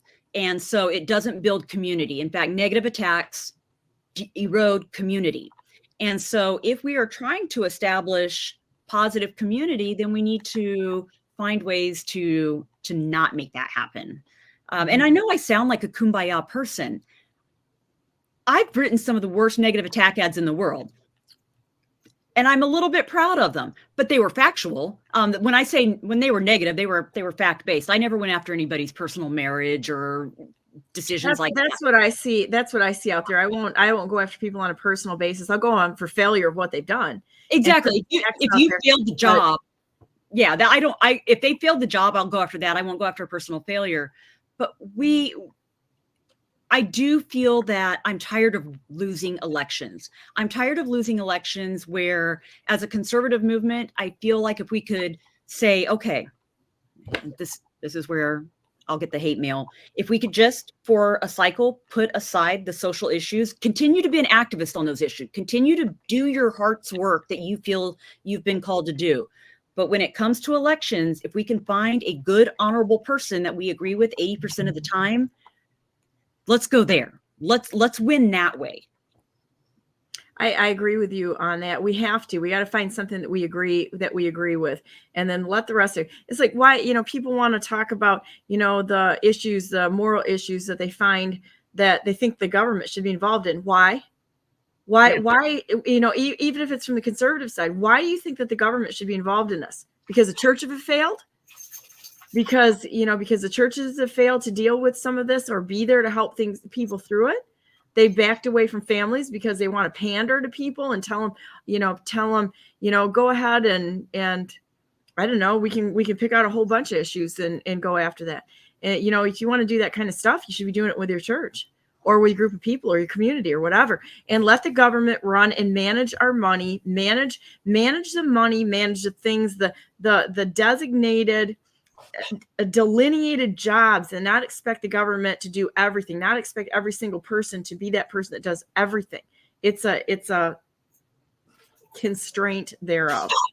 And I wish I knew how to reach out to Gen Z right now and some millennials and show them that the bigger the government gets, it's not better for you. Because right now, if you look at the polling, that generation coming up thinks more government is the answer. So we're in a battle. When I talk about a battle, I'm talking about 40 years from now when we're no longer the main voting block, because right now, Gen X on the House, baby, we're getting ready to take over the voting block of boomers. We're going to be there for a while, but 40 years from now, people that think government is the solution, we've got to tell them why it's not. We've got to show them the failures of government. I mean, dear God, I hope we're seeing it, but I don't know if that generation is seeing it as much as they should. Yeah, I tell you how to get to Gen X is do a video on bread baking. That's so true. All skills based for Gen X. Gen Z, just text them. That's all you got to do, because we can't talk. Gen Z can't talk. Well, it's not like I'm going to the hairdresser later today to get my hair fixed because I went onto TikTok to figure out how to trim my bangs and it went wrong. So yes, there's a whole bunch of bad things going on. Oh, that's so funny. I wish you were up here in Indiana. I wish you were a little closer. So we could talk. We're up there a lot.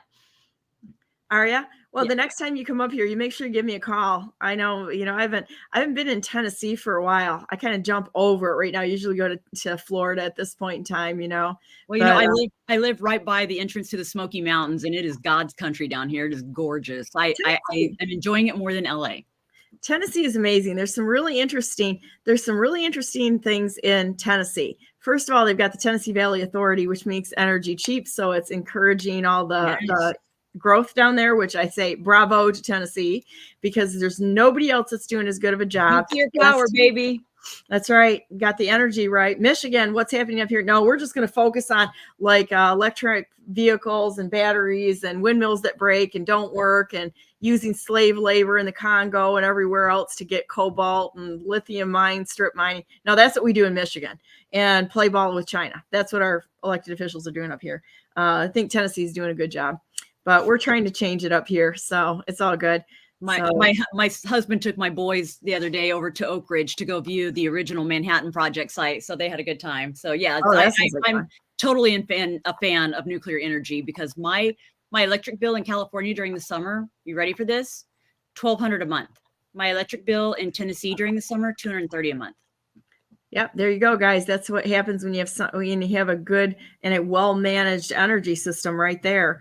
But we were talking, Bill and I were talking before you got on about the tax system. We're at a 70 to 80% tax structure for every single American right now, when you start adding up all of the taxes that are out there. Yeah. And so, because people look at, well, I'm a 29% tax rate. Really? Would you like me to explain this to you? And, my son, we sent him on a political canvassing job out of state, and him and some of his friends did it. They were just doing door knocking, and two of his friends were from LA, but he's now a Tennessee resident like us. So he was getting his paycheck, and all of the friends would get their paychecks in the mail or deposited. All of a sudden they realized the tax difference. Why was my son making so much more than they were? You guys, I was like, you guys, LA makes California makes lots of beautiful promises, but it doesn't deliver. It just doesn't. And all the local taxes, and then you've got special taxes on top of it. And we layer. It's like onions. Yes. And that's what's happening there. This has been a really good discussion. I really enjoyed talking with you. Anything else you want to talk about today? No, Donna, you know what? So if people in Michigan, and for you guys, Leadership Institute, we can be your friend. And so we are always looking for people that want to help us drive activists to training. We come in, we've got really fabulous donors that help us fund training opportunities around the country. So all we ask is that, a minimum of 30 people attend a training, because, you've got to justify the expenses of trainers and flight, but we'll come in and do it. So Donna, if you guys want to put something together, I do. Let's do it. Let's do Yeah, it. let's do it. So let's get offline here, and then we'll schedule it. I'm the yes girl. Somebody wants to do something. Yes. That's the word I put to it, is like, I was looking at your resume, hold my beer. You should look at mine. It's like crazy, right? It's like, can you do that? Oh yeah. Yeah. We'll get this thing figured out. We don't know how to say no, Donna. We don't say no. That's our problem. or that's the best thing about us. But yeah, we'll be there. But anybody, so online too, for your listeners that aren't near training, so you can go to leadershipinstitute.org/training and see where we are in every state and what we've got coming up. But we also have an amazing online curriculum that you can go in and pull different schools. Marina, who you talked about, spent a lot of time in our fundraising classes trying to figure out fundraising for her organization. So there are, if you pull down where it says select state, yeah, you can go to any state. Now, Michigan is not one of our battleground states today, but that doesn't mean that we won't come after here. Today, okay, Donna, in a battleground state. Okay, I'm waiting for the invite. The invite's there right now. Let's figure this thing out. So I just invited you. We're going to do something here in Michigan, and I want to see what you have. So I'm going to go around and I'm going to go through the site here and see what you have online, as well as doing things on the ground here. Yeah, you guys tell us what you need and we'll be there. We're starting to work with Paul Urban he was in Weeda County, and he's doing an amazing job. He's one of the few people that I met during my governor's run that I can say has the action behind his mouth. A lot of people are talking and such. Paul Urban is one of these guys that he does not just talk about things. This guy gets out there and he does things. So I called him one day and I said, hey, Paul, I said, I don't know, God put you on my mind this morning, and I want to see if you want to come to our meeting. I want to talk to you. He goes, you were on my list to call next. He said, would the Constitution Party work with us on this? And I'm like, yes. Absolutely. Anybody out there wants to work with the Constitution Party on something? The answer is yes. We will work with you. And it's like I'm gonna get in trouble with Bill for that right now, but that's all right. It's like, yes, we want to work with moms. Yes. We want to work with anybody out there that's fighting for this nation and can unite under the Constitution, a constrained government, to cut this thing back and working for individual freedoms. And like you said, Colin Collier, who's he's with Turning Point. I got to think. I know so many people right now. He threw that out there too that one day when we were talking about marriage. Government needs to be out of marriage. Why are we doing this? It's like when you simplify it, now it stops becoming a bird feeder for everybody to pick clean. And it becomes something that actually works for us as a professional organization that's here to serve we the people. There's no money in it. It's got to be, all the money's got to be taken out of this, so that nobody comes in there to make this big dollar. We got to put that in the way, and then we'll really have something. We'll really have a government that's of the people, for the people, by the people, of the people, for the people. I'm sure I got that wrong, but you know what I mean. Well, I wish you had energy for this. I wish you cared. Yes. It's pathetic, isn't it? Yeah, I can just tell that you don't care at all. So I thank you for what you're doing. Because, well, you also, this is really a pleasure to talk to you. I'm very, very interested in what you're doing. Well, you've got my phone number. You've got my contact information now. So whether you like it or not, I'm a friend. That's great. I love that. So now we're real friends. I'll shake your hand. There you go. So here we go. Let's say a prayer minute, and we're end this day, and then I stay on the line, because what I'll do is I'll stop the broadcast. And sorry guys, you're not privy to this conversation. I wish you could be, but come and join us at any of our meetings, and then you'll be able to sit here and talk to us over coffee and cookies or whatever it is. And I'm sure none of the parasites are going to show up, because we're going to like, ta, ta, ta, ta, ta. So anyhow, dear Heavenly Father, thank you so much for Angela and for Bill and for everyone that's willing to work for this nation. We are so grateful that you've given us another chance to come together as one nation under you, that your kingdom would be on earth as it is in heaven. And whatever you ask us to do, our answer is yes. Whatever you want us to do, yes. Yes is the appropriate response to you. Yes is going to be our response to you when you ask us to do anything, or just stop doing things that are destructive, that we don't even know. Please guide us through this time. We know we're going through a time of transition, and you know as well as I've been right out there that I've been praying to you that the system comes down, because whatever it takes to rebuild this, if it means the system has to come down first, may it be by your hand. And we will be standing here strong to rebuild and to be there for each other, because we are here for your creation, your beautiful creation. And it's your sandbox, ready to play by your rules, all of us. And thank you so very much. Please open people's eyes and hearts. Let them know how much they're loved, that you love them, that you're with them this day, throughout the holidays, throughout this entire year. You're always walking with us, and that we can walk with you on the earth. All we got to do is turn to you. And thank you so much for everything you've done. You've been a great friend to us, and we want to be a friend to you.